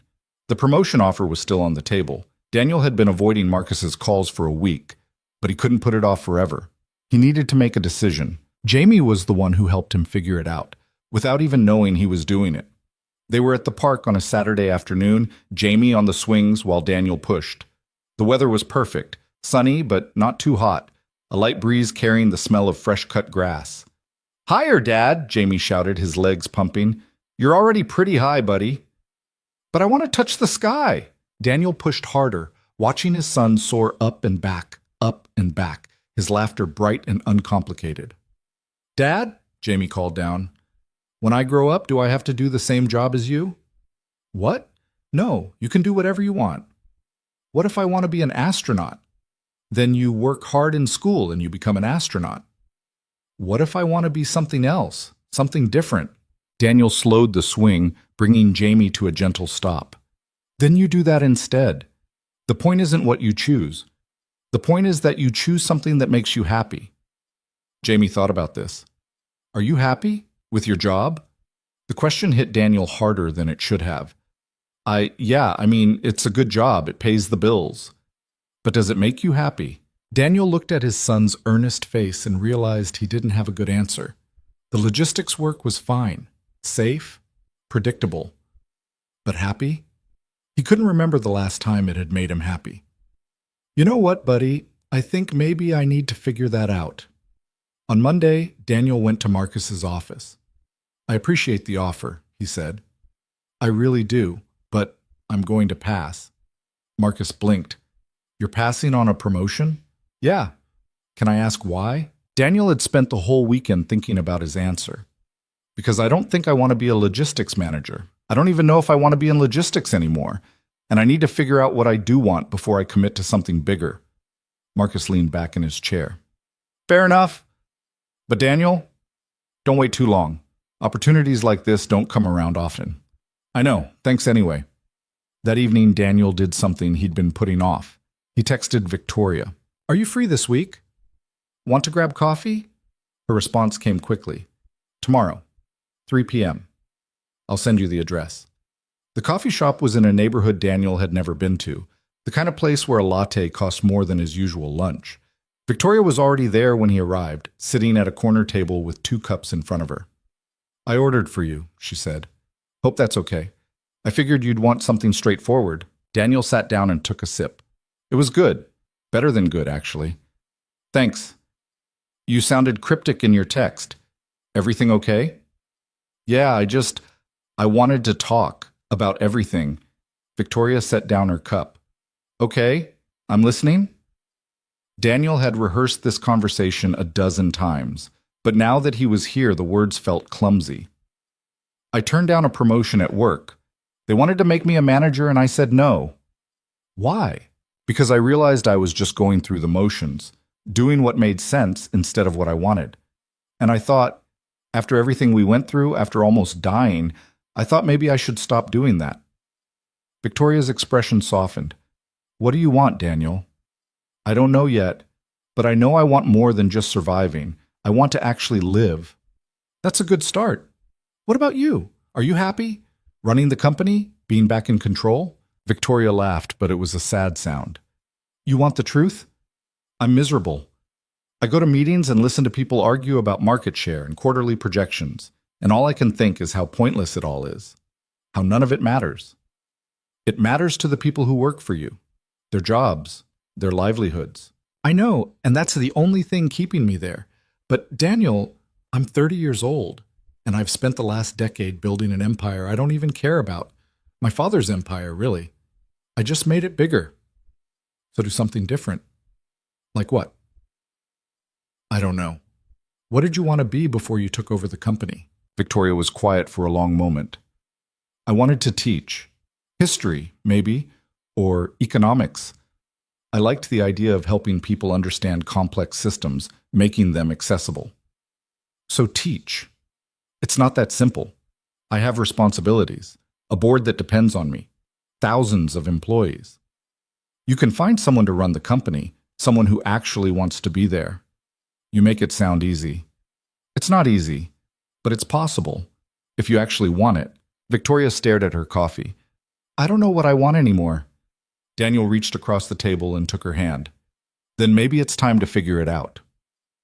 They talked for 2 hours, their coffee going cold as they hashed through fears and possibilities and all the ways their lives had changed.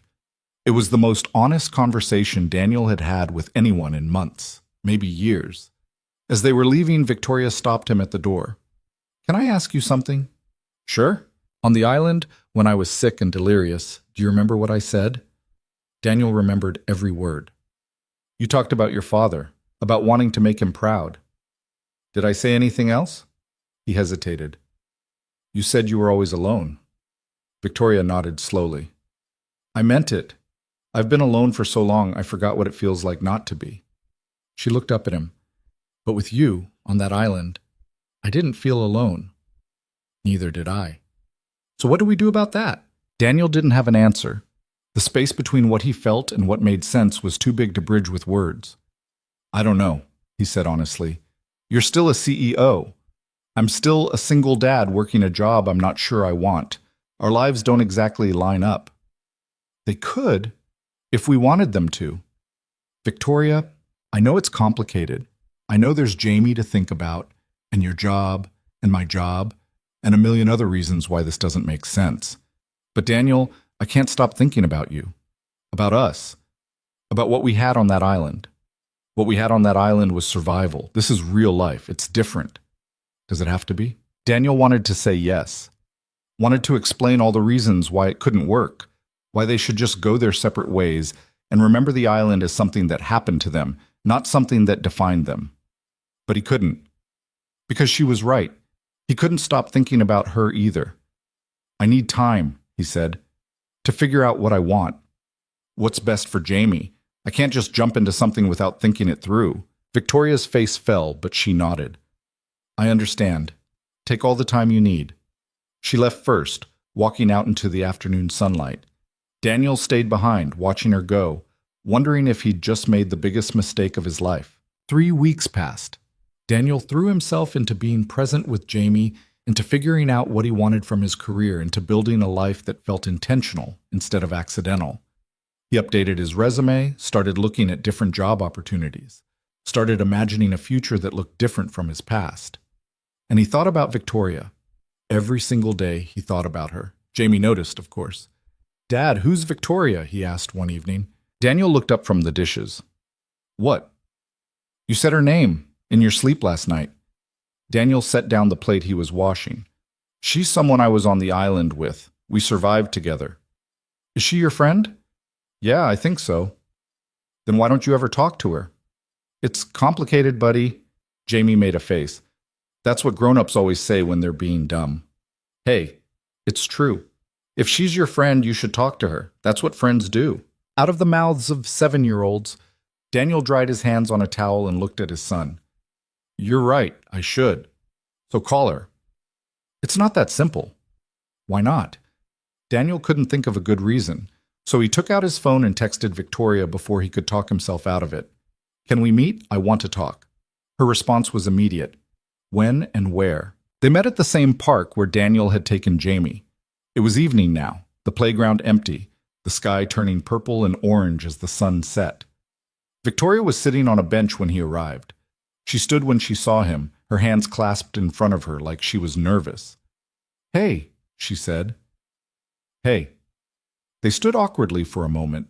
Then Daniel sat down on the bench and Victoria joined him. I've been thinking, he started, about what you said, about us. And I think you were right, about real life not having to be different from the island, about choosing to make our lives line up instead of just accepting that they don't. Victoria's breath caught. What are you saying? I'm saying I don't want to lose you. I don't want to go back to just surviving when I know what it feels like to actually connect with someone, to trust someone completely. Daniel, but I need you to understand something. Jamie comes first, always. Whatever happens between us, he's my priority. I wouldn't want it any other way. And I can't do this halfway. If we try this, I need to know you're all in, not the CEO version of you that keeps everything controlled and perfect. The real you. Victoria took his hand. The real me is terrified. The real me has no idea what she's doing, but the real me wants to try anyway. Daniel looked at her, really looked at her, saw the vulnerability beneath the polish, the fear beneath the confidence, saw someone who was just as lost and hopeful as he was. Okay, he said, let's try. They didn't kiss, didn't fall into each other's arms like people did in movies. They just sat on that bench, holding hands, watching the sun disappear below the horizon. I put in my resignation, Victoria said quietly. At the company. Daniel turned to her. What? I told the board I'm stepping down. They're looking for a replacement, someone who actually wants to run a corporation. Victoria, you didn't have to. Yes, I did. You were right. I was holding on to something that didn't make me happy just because I thought I was supposed to. But I don't want to live like that anymore. What are you going to do? I applied to a graduate program, education policy. If I get in, I'll start in the fall. Daniel smiled. You're going to be a teacher, eventually. Maybe. If I don't completely mess it up. You won't. You sound very sure. I am. You're the most determined person I know. When you commit to something, you see it through. Victoria leaned her head on his shoulder. I'm committing to this. To us. Just so you know. Good. Me too. They sat like that as the stars came out, two people who'd survived the impossible, learning how to build something real from the wreckage. 6 months later, Daniel stood in Victoria's new apartment, smaller than her old penthouse, in a neighborhood filled with families and coffee shops and actual human warmth, and watched her arrange books on a shelf. You sure you don't want help? He asked. I've got it. You focus on dinner. Jamie was in the kitchen with Daniel, supposedly helping, but mostly just stealing pieces of vegetables.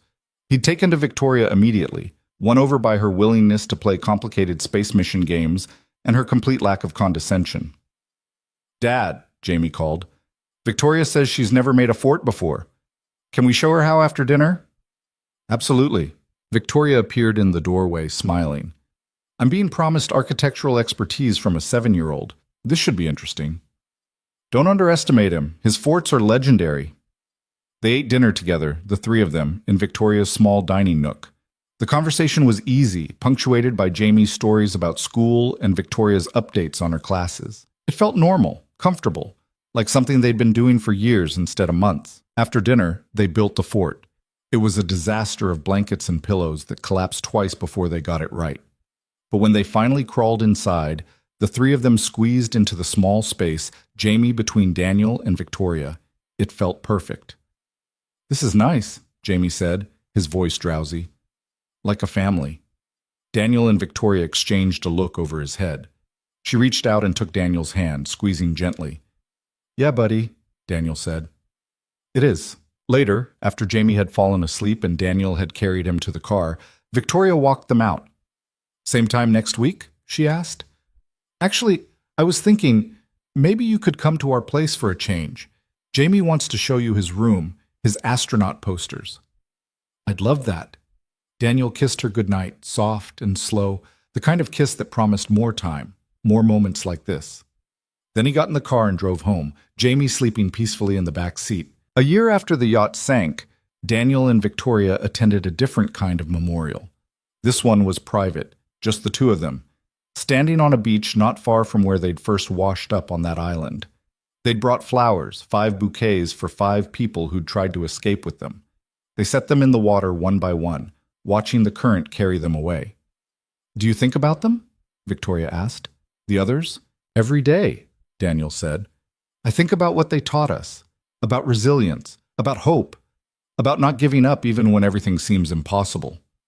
Mira would have liked you. She would have thought you were brave. She was the brave one. They stood in silence, watching the flowers drift further from shore. The water was calm today, gentle, nothing like the storm that had torn everything apart. I got the teaching position, Victoria said, starting in the fall, high school economics. Daniel pulled her close. That's amazing. I'm so proud of you. What about you? Any decision on the job front? Daniel had been offered a position at a nonprofit that coordinated disaster relief logistics. The pay was less than his old job, but the work felt meaningful, like he was using everything he'd learned, both before and after the yacht, to actually help people. I took it, he said. Start next month. We're really doing this, aren't we? Starting over. Not starting over, starting forward. Victoria looked up at him. I love you. I don't think I've said that yet, but I do. Daniel's chest tightened with emotion. I love you too. They kissed there on the beach, with the ocean as their witness, 2 survivors who'd found something worth fighting for. Because that's what Daniel had learned, through all of it. Life wasn't about survival alone. It wasn't about just getting through each day, checking boxes, maintaining the status quo.